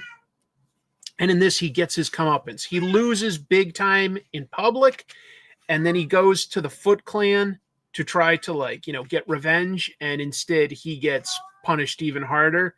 I'm not going to go into any of those specifics because that's the sort of action adventure, but it is satisfying. It is satisfying. Didn't see this one getting to 12. I mean, I did. It's Jason Aaron. He's pretty big. Hey, thank you for the super chat. I appreciate that. The super sticker in this case. Thank you. It's good. It's not excellent. I would have liked to have seen the Ninja Turtles having a little bit more kung fu action throughout. I would. That's just me. I want to see them going up against other mutants and other supernatural characters a little bit more. I think we'll get that in the final issue. It sets it up. That's fine. Ultimate X-Men. I'm so amazed that Peach for coming up on 2 years. She has not ever had to like go late or had a fill-in issue or anything. She's written and illustrated and painted all of these issues. Now, is it a little more cartoony inside than her covers? Yeah, it absolutely is. Nice tribute to Jim Shooter in there. But it's what's needed if you're going to like have the same person crank out a pretty cool story every month for 2 years. And she's built up a really satisfying set of villains and heroes. The X-Men, like, they're really cool, you know, just teenagers, mostly girls, up against a cult. But there's a great reference in this during the battle. Look at this, okay? Nico is Sister Grimm. She has like a mutant power to cast spells. And look at the special effects in this. They put it in English, but it also says Nico, that's her name. And then Azaraka. Nico Azarak. Does anyone get that reference? You have to definitely be a nerd for either manga from the 70s or 90s horror movies. But that is our deep cut reference here. That is very fun. The sound effects, folks, are a reference to a manga that ran for about 5 years in the 70s called Echo Azarak. Echo Azarak. And it featured witches, and it was made into 6 live action movies, mostly in the 90s. Annie, that's like just one of the kindest things people have said to me. Thank you so much for watching. It means a lot to me. So anyway, if I didn't expect that, I don't know. It's just really fun that she put in such a deep reference. I bet you anything, Peach did not, you know, she said in the interview that I did with her that she did not grow up reading a lot of manga. You know, culturally, she might have been exposed to some, but didn't grow up. So I don't think that is a reference to the manga. I think it's way more likely she's always been into like horror stuff. I bet it's likely that she watched the movies in the 90s. That is speculation, but I bet you that's what it is. It's just a weird, super deep cut reference that I'm sure no one was really meant to pick up on. But if you know your manga history or you watch weird cult trashy movies like Jim Mafood and I do, you'd come across that. Oh man, maybe that would be something for Jim and I to watch for you guys. Gets a little tricky when you do Japanese movies. They're very finicky about you using clips and stuff, but that could be kind of a fun thing for us to talk about. We'll see. So anyway, yeah, I got it, and I'm sure some other people did. So if you want to look it up, Echo Azarak, EKO, like Echo, and Peach simply changed the E to a Ni sound because she's Nico Azarak. It's probably mostly a joke. It might be an inside joke. It really might be. But, you know, Peach loves horror and erotica, and that's what she's those are her influences. But even though some of this is cartoony, you do get the occasional like really cool interior page. She's likely to do a more painterly style for her covers, but this is still very impactful, and I'm impressed with the story. It's really cool. We're building up to a final confrontation between the villains and the heroes. I'll just say that in this one, the person that it seems like has been like the main villain kind of gets taken out by the person that's really the villain. It's a great surprise, and I won't say who is who because that would sort of give something away. Yeah, it could be something. Echo Azarak could be something that Jim and I cover on Trash Movie Bonanza. We did record a new one yesterday, folks. We recorded something, so within about a week, we should be able to give you guys, and I think you'll like this because it's comic book based, it's cheesy, it's weird. Anyway. Oh man, Peach is something unique. You know, every once in a while an artist comes along and they get really popular, and it's like a breath of fresh air because they're doing something different than what everybody else is doing. And I really admire that. That like Peach just does her own thing, and that's popular for it.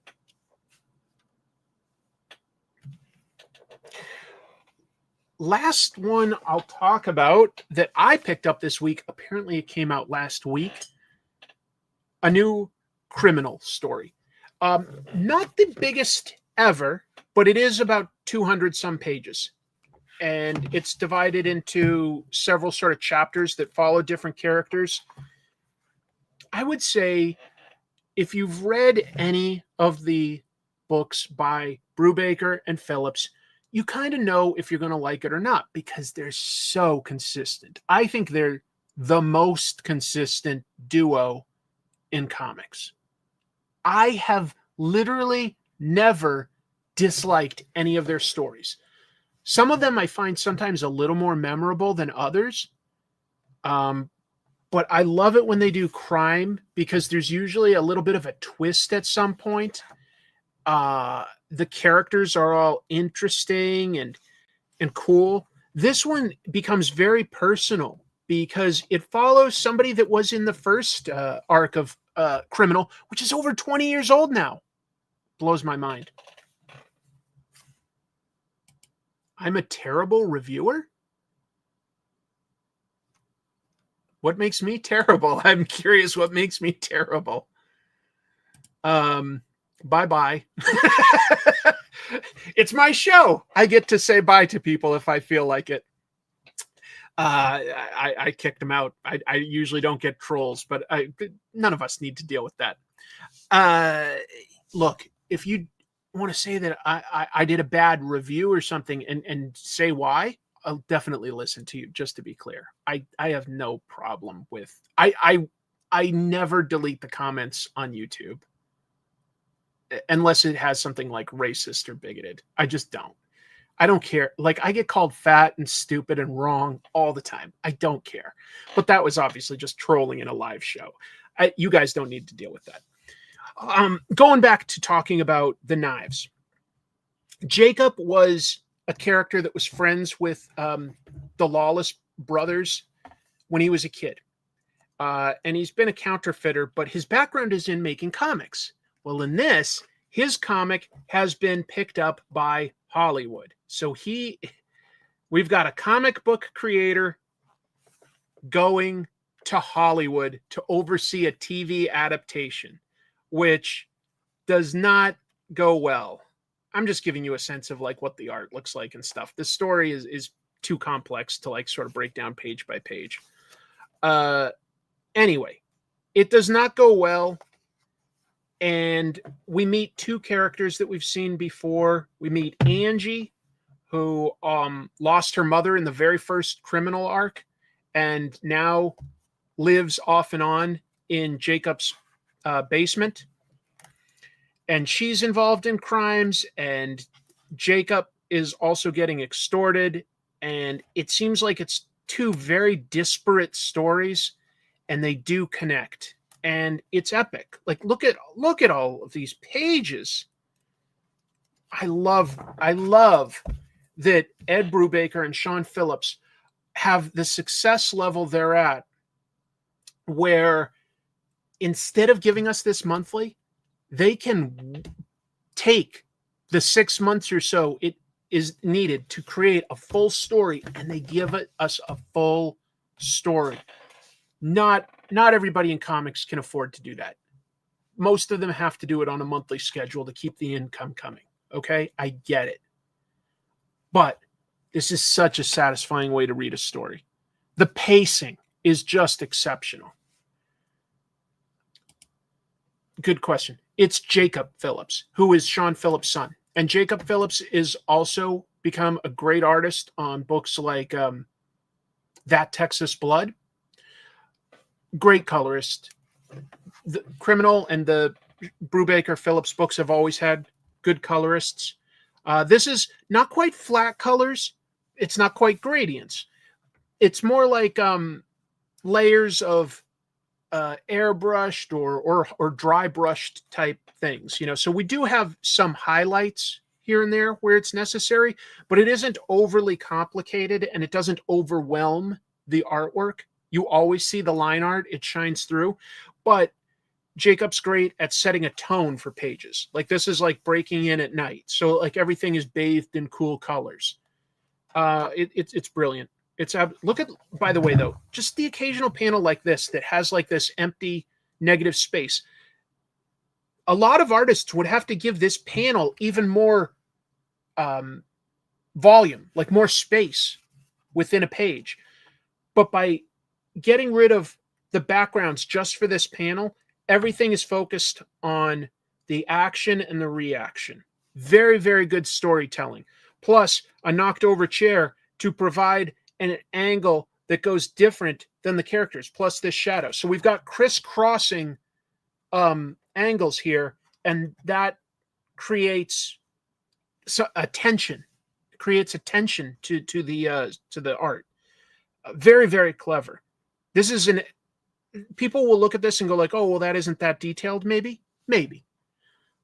And I'd say this is masterful comic book storytelling, because you'll breeze through it and it's giving you everything you need to know. There's always establishing shots, but the reactions from characters are there. They're believable. Like, look at this. This is a very pretty panel in and of itself. That isn't flashy, but that also takes time to lay out the perspective, decide on where the shadows go, to figure out how you're having like a bit of a foreground and the middle ground, getting rid of a background.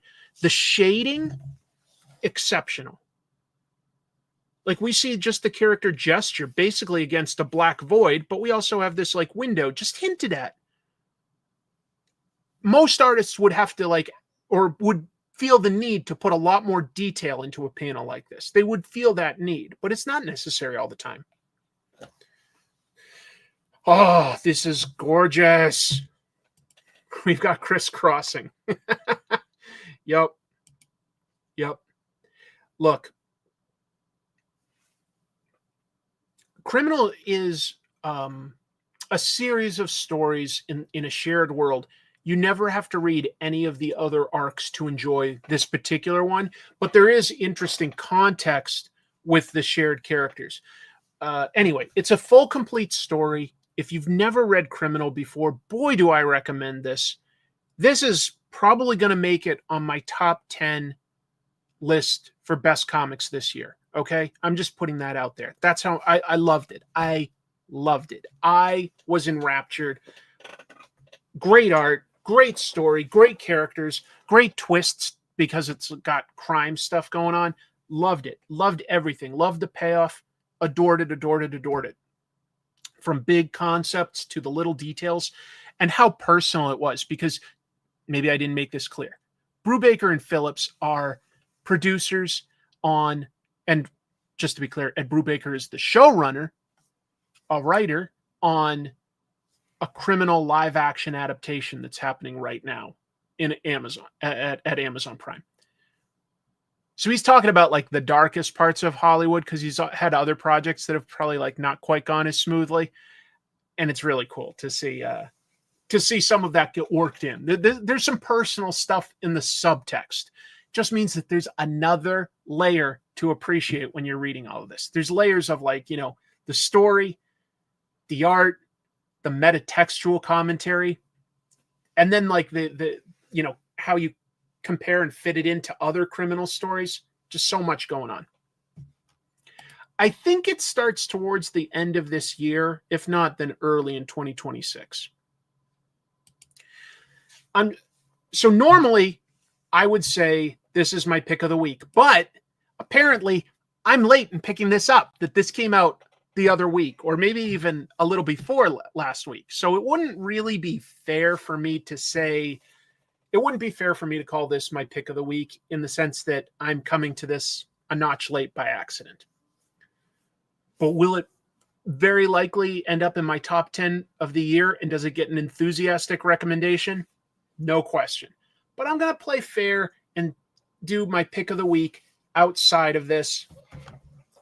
So that gives me 4 different issues that I personally read this week. Ultimate X-Men, Ninja Turtles, G.I. Joe and Batman. It's a pretty easy pick. This is my pick for Book of the Week. Batman #1. Sometimes I'm surprised to pick something so mainstream, just because my tastes as I get older do tend towards more crime comics, sci-fi, horror, a little less superhero. But I do like superheroes. I do. I have an affection for them, especially when they're done right and when they're able to tell their own self-contained story. And I think that this is a great take on Batman that gives us a newer dynamic to play with in terms of Batman's relationship to the city and the police, takes away some of his tools and makes him a little bit more of an underdog, does some really great stuff. Oh, did I say pick of the month? I will just say, I meant to say pick of the week, okay? Pick of the week. If I'm doing pick of the month, then yeah, I'll go back to saying Get Criminal. But anyway, if you're just looking at like what's out on shelves right now, this was ordered heavily. There's a great chance this is at your comic shop, and that's definitely my pick for the Book of the Week. I loved it. So that was the reviews. Let me play that review montage again. No, I'm kidding. Tell you what, I will futz around with inking and just talk about other comic book stuff, TV show stuff, movie stuff. I'll do all that. I am interested in jumping onto Amazing Spider-Man to a degree. I thought what I saw them do with the most recent Amazing Spider-Man was a pretty cool surprise.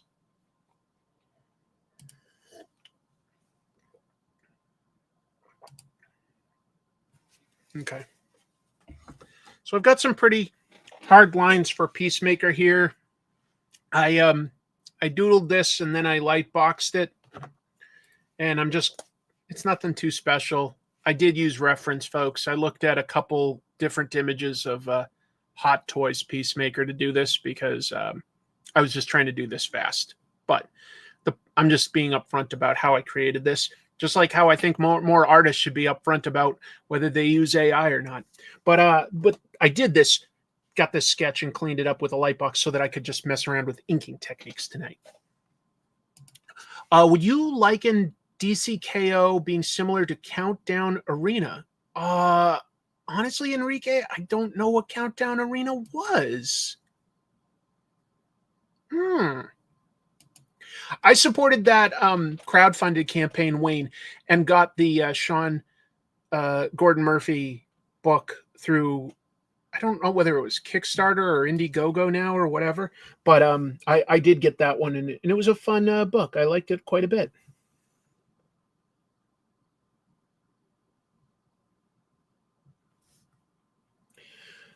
Let's see. So I am watching Peacemaker, and I'll just tell you guys, I really like it. I don't want to spoil anything, and let's be careful about what we say for anybody who maybe doesn't have HBO right now and can't be keeping up. But it's definitely setting up Peacemaker for something really tragic for him to discover about himself and the world that he's in. And yeah, it's doing some really cool stuff. Yeah. And the latest episode, oh man, there's been some really funny stuff with the idea of bird blindness with a newer character. There's been a lot of great stuff going on with this show. Anyway, I do recommend it. I think it's a rock solid show. I'm watching Peacemaker, and I'm watching Alien Earth with Chrissy. I do think Alien Earth is probably the best show that's on right now, but Peacemaker is really, really good.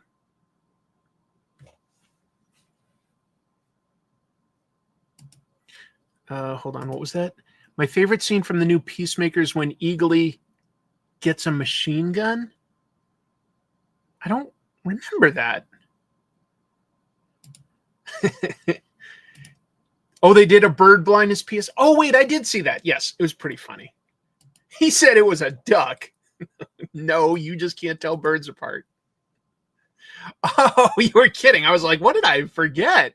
That seems huge. Alien Earth, the character Morrow is a guy that was a security officer on a ship for Wayland Yutani, and now he's sort of playing different characters and different businesses against each other. He's the most complex and most interesting character on TV right now. I thought he was just a flat out villain from episode 1 and then moving forward, but Morrow is a fascinatingly complex character, and the latest episode sort of showed us that, oh, there's more going on than we initially realized.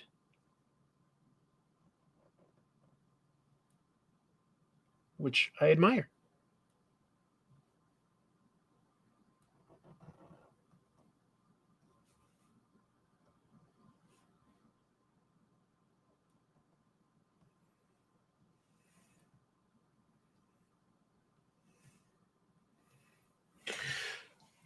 Is there anything else I'm really there's nothing else I'm really watching that much. My friend told me that I should go see Getting Caught, the movie that's out right now, but I haven't really had any free time to see a movie lately, so I missed out on that one for now. Might end up having to wait for streaming before I have time.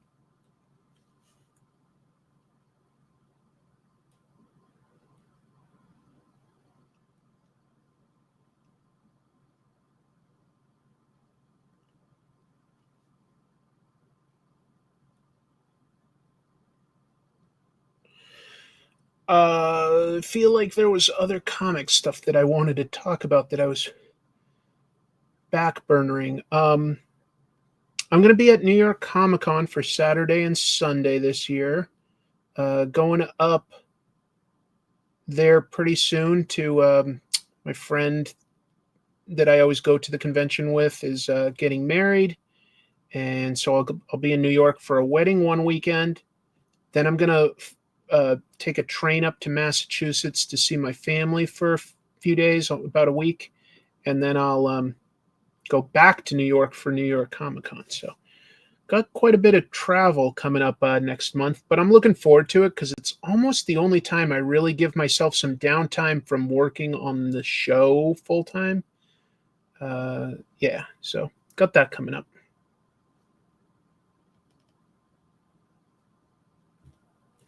What else are people asking about? Task is good. Okay. I wonder if they'll ever touch on Peacemaker being the original inspiration for Comedian. I don't think so. I think that they're very much doing their own thing, but it would be an interesting meta commentary to have at some point. Have I kept up with Ultimate Spider-Man? I have. It's good. I wouldn't call it like my favorite. In fact, for a Jonathan Hickman book, it's towards the bottom of my Jonathan Hickman list, but it's interesting enough that I am reading it. I absorb a lot of YouTube as well. No, I think Drake just got married. I think he's already married. I think he got married last week. Not delayed. Derek intentionally took a break, and yes, you're right that Last Mermaid will pick back up in 2026, and you're right that his next book is going to be Royals. But I think I will see him in New York. We're making plans to see each other. I haven't read S.H.I.E.L.D. in a long time, but I've definitely read S.H.I.E.L.D. comics. I like the format of the newest video posted on Tropes, the previously Patreon exclusive one. Don't mind an essay expressing thoughts. Yeah, I'm still working on my current episode about an artist for the next Comic Tropes episode, and it's taking me a little longer than I expected. So I thought, well, I should give people something to watch. And so I looked through like my exclusive episodes that I've done for Patreon that they've already like seen, and I was like, well, let's just see if people will mind an episode that's just an essay, isn't like an edited sort of documentary with, you know, all the images from the appropriate comics and such. And I would say mostly people seem okay with it. Oh, and but you bring up a good point. I was going to talk about YouTube. So, let me talk about YouTube. Yes. I was going to talk about what Red Letter Media talked about. I have definitely noticed that the last few episodes I've done, the views are pretty terrible compared to what I would normally say an episode gets. And I can jump up and down quite a bit based on whether I'm covering something that, is more mainstream or a little more indie, or certainly like, if I do a Spider-Man or a Batman episode, that's going to be watched by a lot more people that subscribe than if I do something about manga, because not as much of my audience reads that. And I get that, but I like to do a bunch. But like the episodes lately, like, I wouldn't quite call them tanking, but they're pretty bad. Definitely bringing down like the income level, but whatever, that's my issue. And I'm not trying to complain about that, but it made me notice it. And I'm going like, wonder why. Then Red Letter Media did an episode just yesterday about how they noted that like they had a problem with one of their most recent episodes. And it got me looking into it. And I think YouTube has a possible AI issue. And I don't mean that the same way I'm talking about AI for the image generation stuff that we did as a topic today. So YouTube has always had, I'll just say like, and they need to because of how big it is, bots that monitor what has been uploaded to look for things like copyright infringement, to look for things like offensive content or things that people like, shouldn't like have advertisements on, things like that. And I understand that. Okay. It's not perfect, but it is what it is. And I've gone in with open eyes for that. But it looks like more recently they have implemented an item to the algorithm. I'm not 100% sure. They're never completely transparent about this, but it looks like there's an AI that more affects you guys, the viewers, all of us that use YouTube. If you're logged in, it's looking at what you're watching, okay? And there's an AI that seems to be assigning an age to what it thinks you are, because it doesn't have your ID or know for sure who you are and everything, but it's monitoring what you watch. And if you're watching a lot of stuff, like in my case, probably like comic book videos, maybe like movies or games, like that stuff, it might think you're younger than you are. And therefore, it might look at some of my videos and say, these are not necessarily the videos that they would be interested in or appropriate. Okay? So, sorry, Chrissy's offering me a different pen to work with. This isn't for sure, but this is what I'm suspecting. That they're turning on a version of restricted mode. So you may want to look this up. You may want to look into your settings and see if you have been put, if your account is on restricted mode. And if it is, you'd want to turn that off, because it means that they haven't been pushing some of the stuff you may even be subscribed to. It may not have put in front of you. So, yeah, there's some weird stuff going on there. I suspect that there is a chance that some of that's going on. And it's affecting, like, how much it's showing of my videos to new audiences. That it might be thinking that some of my content is more mature than my theoretically young audience should be seeing. It might be. I don't know for sure. There's no way to know. So, yeah. By the way, YouTube says that you can like confirm your age, I think, by uploading your ID. Don't do that. Don't give them that information. That's not their business. Like, but I would say that, like, if you want to see the channels that you like, you're going to need to subscribe to them. I'd recommend hitting the bell notification. And I'd also recommend sometimes literally still hitting your subscriptions to pull up what is in your subscriptions, because some of those aren't going to be automatically recommended to you on your main page. I've been told by a bunch of viewers that they didn't know that I've done some episodes lately. I was like, what? I've never stopped or slowed down on doing episodes. So that's what makes me think that there's a possibility that YouTube may be doing something weird with like age restriction. And it might be something that they're working on fixing. I don't know. We'll see. We'll see. It's just something that could be happening that you might want to look into. So Chrissy just brought me down this brush pen, which is the one that Kim Jung-yi, an artist, a late artist that I really admired, would use. And I'm just going to see what it's like. Oh my gosh. Oh yeah. Oh, you get such a fine line here. Oh, I love it. You have to be so much more careful. It's like using a real brush.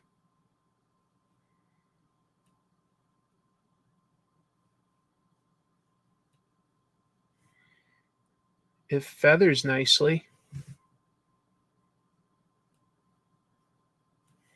Huh, I love it. Oh, it's tricky. I got to be careful. Yeah, it does. I agree. Chrissy says it forces you to be more expressive, and I agree. But it helps you vary the line widths. I like that. Wow. I was lucky enough to meet Kim Jung-yi in person several times. Had him do some, I think more. Yeah, I think I got 2 different sketches from him over the years. And just a favorite artist of mine that I always really liked. And this is fun. I've never played with his brush before. Looks like really nice ink. It seems to be. Yeah, I know that like from what you're seeing, it's probably too small to like really notice the variation in line width and stuff, but it's really smooth. You have to be pretty controlled. I really should learn to use more of my whole arm to ink like this.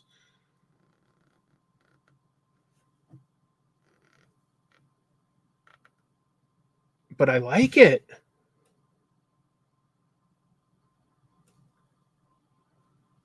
Wow. Oh, just depresses me, yeah. It is not a Pentel pocket brush. I've used those. This is... Who's this? This is by Pentel, excuse me. Oh, so I guess this is technically a Pentel. This is called the Brush Sign Pen Artist by Pentel. It's a really long brush tip there compared to a lot of the brushes that I use have a pretty squat but like fine point, but they're kind of like yeah, you can push down on it pretty hard. This is more like using an actual brush.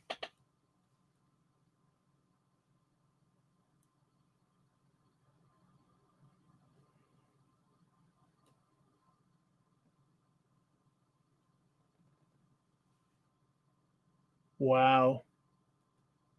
Folks, I recommend this. This is a really fun brush to work with. It definitely is smooth. It glides.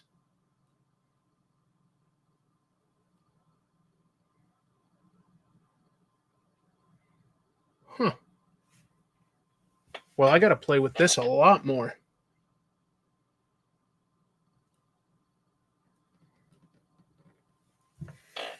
What else are people talking about this week? Let's see.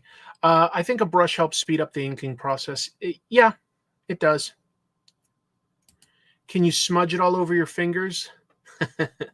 You could. You like the Pentel Color brush pen? Okay. I checked, and I don't think YouTube is restricting my content. It really sucks that everyone has to do that, though. Well, it's good for you to check. You know, maybe they're not. I draw, but I'm still struggling to get proportions right. I can understand that is a big concern for drawing.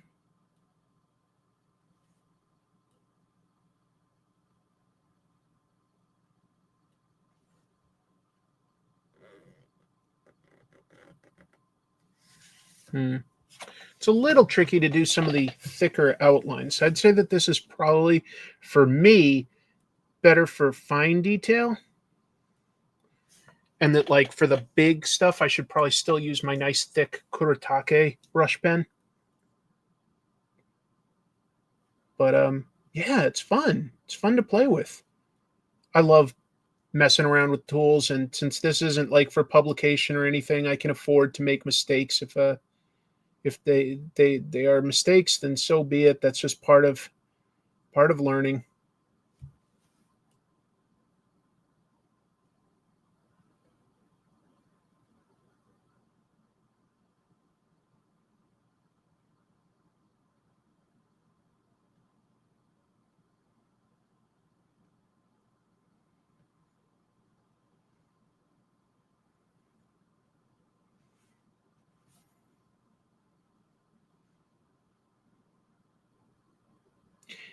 Anybody go to any good Comic-Cons or anything lately? Or anticipating anything like that?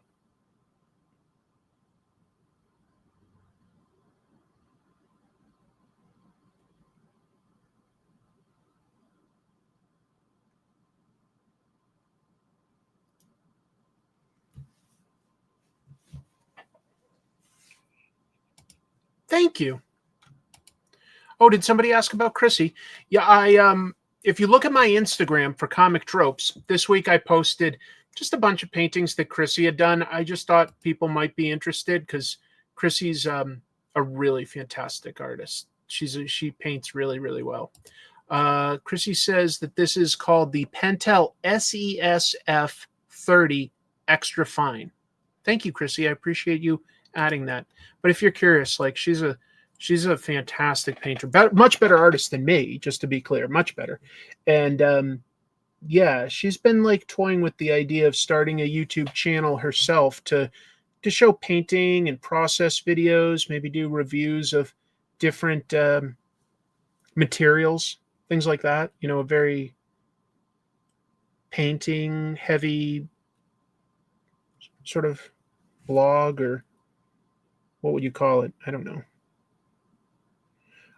I think it would be a great idea. I think that she'd attract a lot of fans because, sincerely, my wife is quite a good artist. And obviously I'm biased, but I think I know good from bad. And yeah, she's incredible. So, Chrissy, I really hope you'll consider starting that channel up. I went to the Toronto Fan Expo in August. Lots of fun. Met and talked to a lot of popular people. Nice. Scott Snyder is coming to MX, but not sure if I'm going. I don't know MX. What's that one?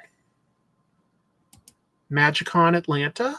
Very fun. I'll have a good time. Edmonton Expo in 2 weeks. It's the only convention I can go to. This year they have all the Hobbits. Whoa. All right. Chrissy has a channel, but she hasn't really put stuff on it in a long time. Hey, it's my sister. Nice to see you, Jean. You're home. All right. Mexico. Excuse me. MX just from Mexico. Haven't you and your wife ever thought about making a comic together? We've collaborated on like some art here and there, but we're also pretty fiercely independent about some stuff, you know, like what we decide that we want to do for art. So, like, no, I want to do it this way. I don't know if it would be fun, but it would be more fun if we were just doing it for fun. If we were doing it for like an actual project, I feel like that would be a little trickier because we'd have like really strong opinions about how something should get done.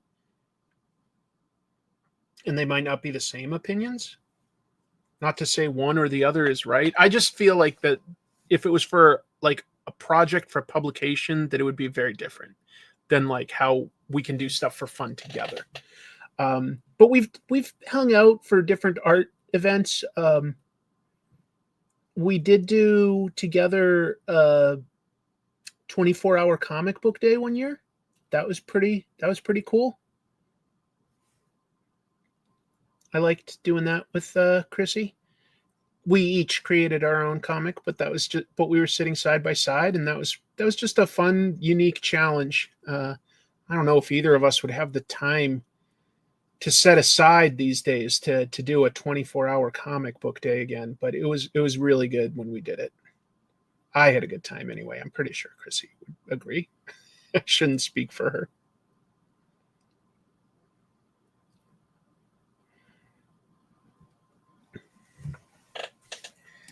If he paid me triple the going rate, I'd draw his comic. Yeah, that's fair. Has she ever helped with my videos? Well, Chrissy's definitely helped off and on for lots of little things over the years. She here and there, I need somebody to hold the camera. Mostly, I'll try to do that myself so that I just do my own thing. But she's done that in the very earliest days of doing it. Chrissy definitely knew all the Adobe programs better than me. So I would ask her how to use a certain setting or tool for editing. She knew that stuff better. So she did sort of get me up to speed a little better than what I already knew. I knew like all the basics and some techniques, but she taught me a lot. And yeah, she's created the occasional little graphic or something like that. I carried a watermelon. Dumpster Daddy. That's a funny name. You don't want to work together because you'd like to stay married. We like to do art together, but like each do our own thing. Like we've gone to life drawing things like Dr. Sketchies, right? We've done that. We've gone to drink and draws together. We've gone to the park together to draw and paint. Like we'll eat, or we bring sketchbooks to the zoo. We've done lots of things like that. That was a line from Dirty Dancing. I carried a watermelon. I don't remember that. I sort of remember that, but I don't remember that. I might have mine. Chrissy's is better. Mine is not great, but Chrissy had a pretty funny one that I still reference because it has all sorts of absurd stuff. Like there's an old lady that has something called aliveness powder, and she spills some and like things like shoes and stuff come to life. It's pretty funny. Yeah, Chrissy's been, that's true. In some early episodes, she's like done, yeah, I can't remember all of it anymore. Let's see. Winston, nice to see you. I was just thinking of how you did a oh hi opening at your wedding. Yes. Chrissy was like, I thought of that on the day. I was like, oh, Chrissy, I've got an idea. We're dressed up. We're in like, a wedding place. Can I do an opening? And Chrissy was like, absolutely. So she's always been encouraging on that level. She's great. I'm lucky. She'll be at Comic-Con on Saturday with me. We'll also be with my friend Evan and his then new wife, Marilyn, and his daughter, Summer. So we're going to have a great day. We're all good friends.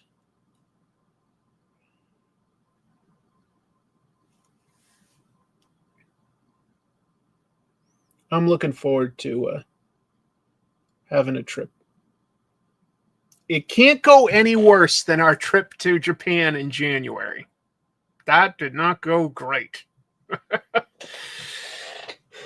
It's got to go better than that.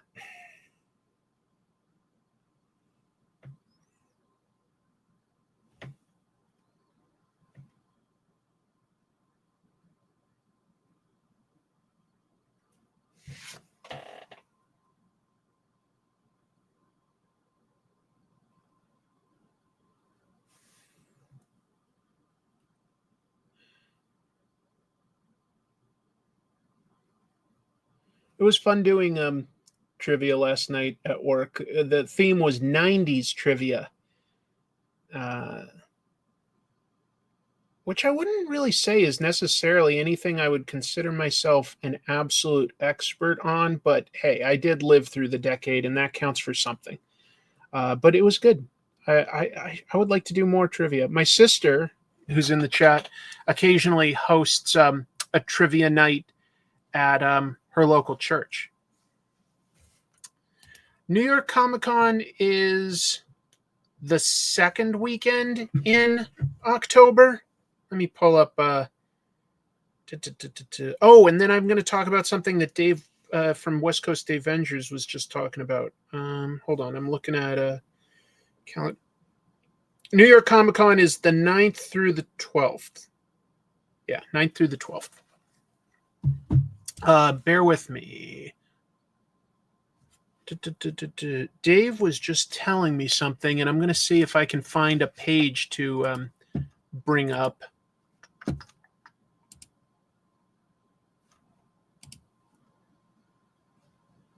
Yeah. Okay, hold on. I think I found it. And I'm not familiar with this YouTuber, but a comic YouTuber called MON Comics had a fire. So let me bring something up here. How do I pull up a page?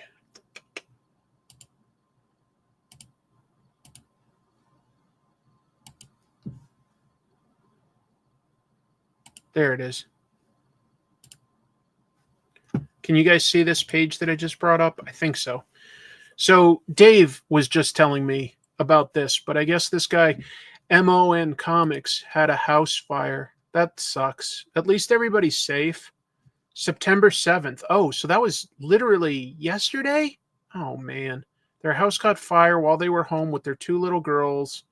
Luckily, everyone and the cats got out safely, but unfortunately, the house was severely damaged and is expected to be a total loss. So they lost like all their sort of stuff, and that includes, I guess, his comic collection. So they've got some details. I have to admit, I'm not familiar, but you know, they've obviously raised a lot in 24 hours. If you guys are aware of this creator, or you just are in a position to help, like, you know, these are the times when people could use help. So there you've got the GoFundMe for help Brandon and Hannah Frederick after a house fire. Always happy to signal boost something like that.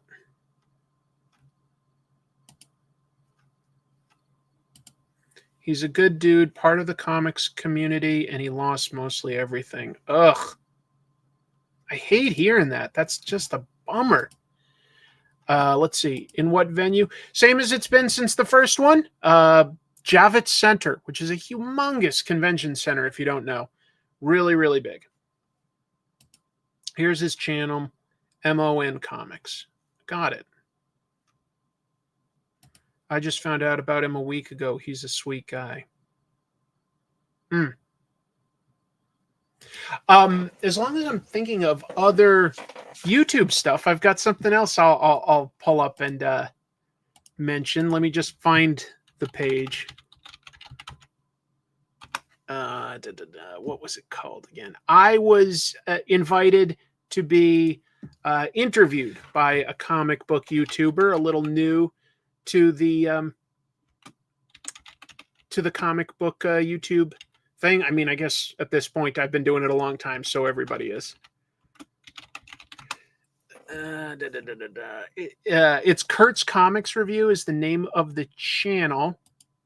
And he's done some really fun stuff where he's visited every comic book store in certain states. He's checked off certain states where he's like visited every single one. Let me add this to the stage. There it is. Kurt's Comics Reviews. And if you look, there I am. He interviewed me just about comic books and YouTube. He's got videos like this. Like, I went to every comic shop in Massachusetts, part 1. He's done it in, like, I think also Michigan and Georgia. So anyway, ambitious. I'll say that. Very ambitious. You might want to check that out. That was what I was talking about. Yes. So thanks for reminding me, everybody. No, it was fun. I had a good time. That was very kind of him. And I love the thumbnail where it looks like your rivals. That was his idea. He said, can you send me a selfie where you look irritated or angry. And I was like, don't even need to know why. Yes. The answer is yes. You want to give me specific direction? Absolutely. Anyway. Well, this was fun to sort of doodle, but I think that like is a pretty good show. We've gone already over 2 hours. But I will say this, I love this brush. Like here, I'll just sort of like show how fine the line can be and how thick. You can get some really nice effects here, depending on what you want to do with it. Really, really fine or thick. Very, very fun brush. And Chrissy says this was the one that Kim Jong-il liked to use primarily. God, he was incredible. Look at his lesson videos, by the way, folks. He could draw everything from memory without an underdrawing, including complex machinery and architecture, and could do it with like a fisheye lens, people. Oh, just incredible. So I think that'll do it for the show. I had a good time talking about some of these topics. Blind bags and AI. That's what was up this week. But what a fun week to read comics for me. This was fantastic. This was a blast. Those really were highlights. Have I tried the Pentel sign pens? They're blue and gray. I don't think I have, but I'd like to. Nice haircut. Thank you. Trying not to look like a total schlub. Tomorrow morning, I'm taking some time to talk to Kirkman.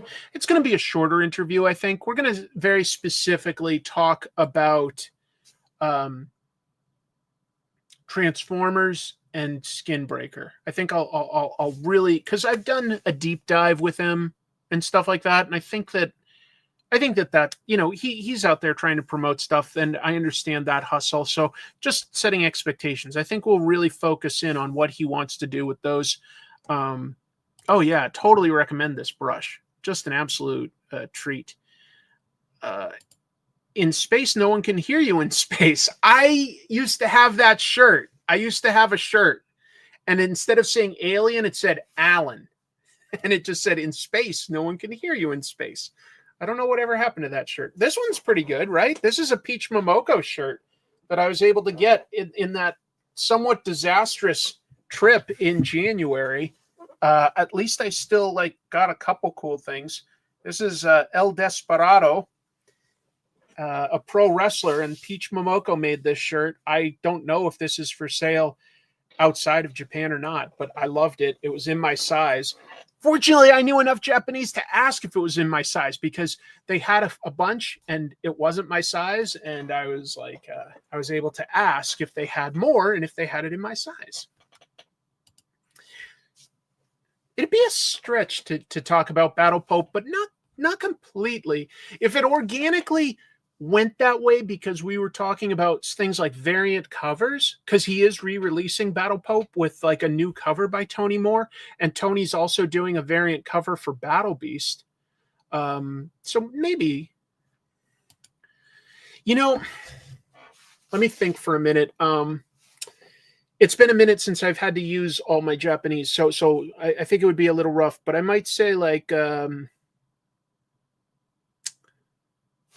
pointing at it, something like "Kore wa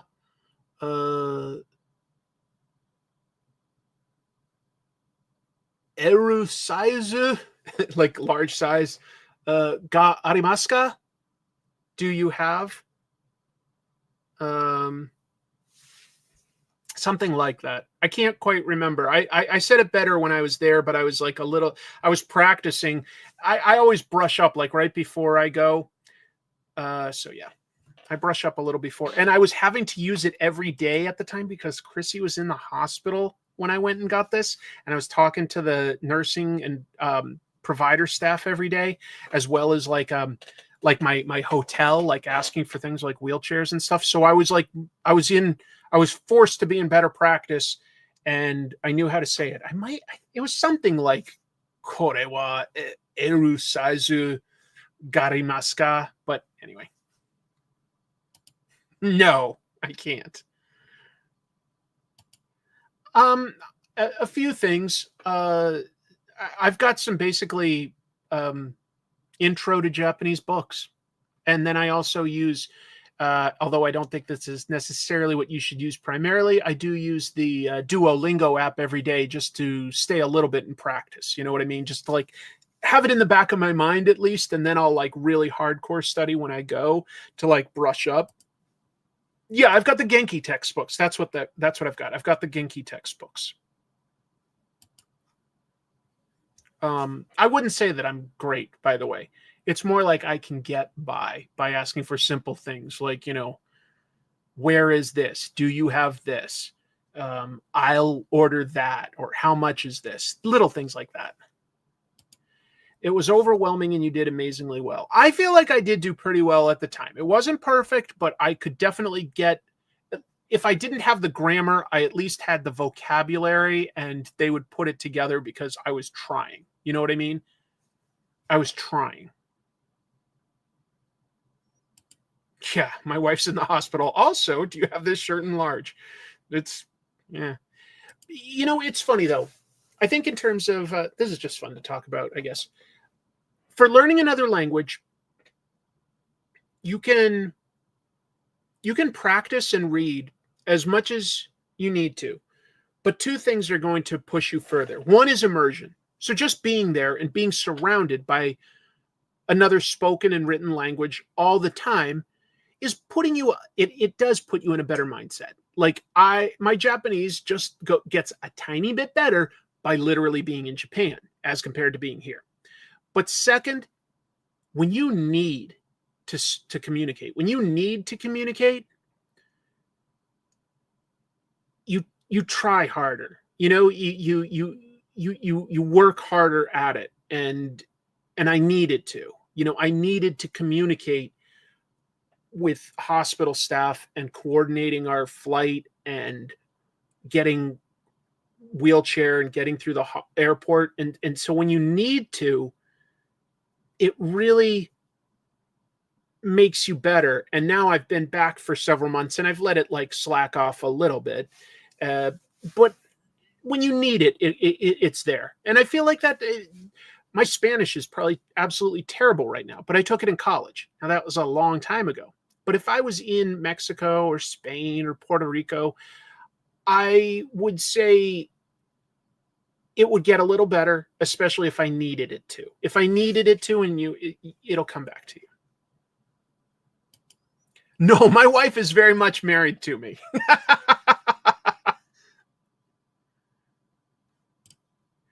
I will say, yes, that's interesting. I too can read it and say it better than I can understand it. I'm not very good at like, I really need people to like slow down because like it just blends together and it's very hard. When I watch anime or Japanese movies, I'm still not good enough to like, if we just pause it and you say, translate that sentence that they just said, I'd be like, I have to listen to that like 5 to 6 more times. But I heard like about 20 to 30% of the words in it. So I got the gist. Just anyway. I heard that they use AI now. That disappoints me. Yeah. Puerto Rico. I took French for years and years. It wasn't until I had French cabin mates at sleepaway camp that I became more conversational. Actually, speaking it is just so much more helpful. It's very hard to master a language by yourself. You need to throw yourself into the deep end at some point and just figure it out. The first thing you can do is getting a bunch of vocabulary. But then to like really learn the grammar and how it's used, you have no choice but to like throw yourself into like something you're not comfortable with. It's all you can do. First level is reading. Second level, understanding. Third level, speaking. Yeah. And I'm honestly like a mix across that. I would not call myself very, very fluent at all. I can get by when I need to. I can get by. So yeah. Oh, I think Chinese, the little bit that I've encountered, like visiting Hong Kong or having like Chinese friends. I think Chinese might be even harder than Japanese personally for spoken because, for spoken, because the inflection can change the meaning. Like you could pronounce it the same, but the inflection can change the meaning. Oh my God. That is taking things to another level. That is just crazy. Really? You learned it from comics and Spider-Man? I think if you're younger, you pick the stuff like that up so much easier too. I will say that. So I recently learned that Korean is actually in some ways easier than other Asian languages because they have a much simpler alphabet. Japanese, they have 3 written languages, it's technically they also use a lot of English words too. So in a way you've got like 4, but it's tricky. This is fun to talk about like languages and stuff. I really, really admire it when people are fluent in more than one language. I think it just exposes you to so much more of the world, and you can more easily get by. And I love traveling and talking to new people, at least within a certain setting. and I like that. Can I share Glacier Boys manga Kickstarter? I mean, I guess I just did. I don't know anything about it. I don't know anything about that, but sure. Glacier Boys manga Kickstarter, folks. Something you might want to look up. That's amazing to me. And I mean, they are using AI, so I don't expect it to be perfect, but I bet you anything that some of that will like get refined, and that like in 20 years, we'll have glasses and earbuds that just like translate in real time. That's decent.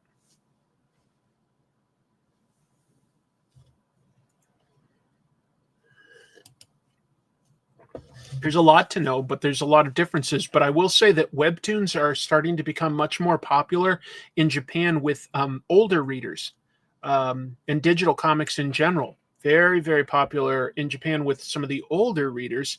And I think that might be because just mostly a space issue and a convenience issue. But yeah, really, really growing. 2 main languages I would love to speak are Greek and Spanish. Yeah, I would also love to go to Greece. Greece is high on my my bucket list. Personally, like if it was up to me and I wasn't like it was just going to the places I want to go, I'd say right now, aside from another trip to Japan, I'd love to go to New Zealand. I'd love to go to Brazil. I'd love to go to Greece. Those are sort of like my top 3 right now for new places. Those would be my top 3 personally. My grandfather was decent at Greek. He was a physicist, a nuclear physicist, but he was very smart. And what's that term for somebody that like studies a lot of different disciples? And there's a term for it. Not like Renaissance man. There's somebody like, and it's not like languages, like a polyglot. There's like a term for like people that like know a lot about a lot of different. Is it polymath? People are saying that it is polymath. Oh, Glacier Bay, independent manga publisher. Okay, very cool. So he was a polymath. And he was from New Zealand, actually. He was from New Zealand. Very smart guy. Helped invent Univac, first computer. Worked on the Manhattan Project. Would never really give me any details on that. Don't blame him. And it was a genius. Like, there's no way around it. He was. And he was difficult sometimes, but he taught me a lot of interesting things. He was an interesting person. Autodidact, I think, has more to do with memory. I think Grandpa was more of a polymath, like people are saying. Because he knew a lot, and he just enjoyed studying certain things. Yeah, he was a really interesting guy. They might have. I mean, there were a lot of people that worked on a lot of different parts, but yeah. And they were kind of segmented, I think, so that not too many people knew everything about how to create an atom bomb. But yeah. Oh, and autodidact is a self-taught person? Then I guess Grandpa would count as that. Yeah. It was interesting. As he got older, he still stayed up to date with just like how to even program computers in like modern programming language and stuff. Not to say he was necessarily the expert, but he knew a lot. And he probably could have been a lot more successful in some ways with like, you know, just like some more street smarts. You know, he went from company to company and, you know, Ivy League to Ivy League school, just like as a teacher or as like, you know, an inventor or whatever, not an inventor, but like, you know, a scientist for them, and created some very successful patents for a lot of companies, but never really for himself. Oh, well. Anyway, I've really rambled on for another 10, 15 minutes. I appreciate you guys listening to me. Sometime I'll talk about like my other grandfather. He was an interesting guy too. I have a small but really great family. Oh, look at that. West Coast Avengers worked on many projects. I had a good time chatting with all of you tonight. Hope you learned something about some upcoming comics that's relevant to you. Just be kind to each other, and I will see you in a week. You'll see me sooner because there'll be an interview with Kirkman, and there will be a comic tropes episode, and there will be a trash movie bonanza. There's a good chance you'll get all three of those before the next one of these weekly Spinneracks. So that's a lot, but working on a lot of things. Thanks, everybody. Take care. Keep reading comics. Bye.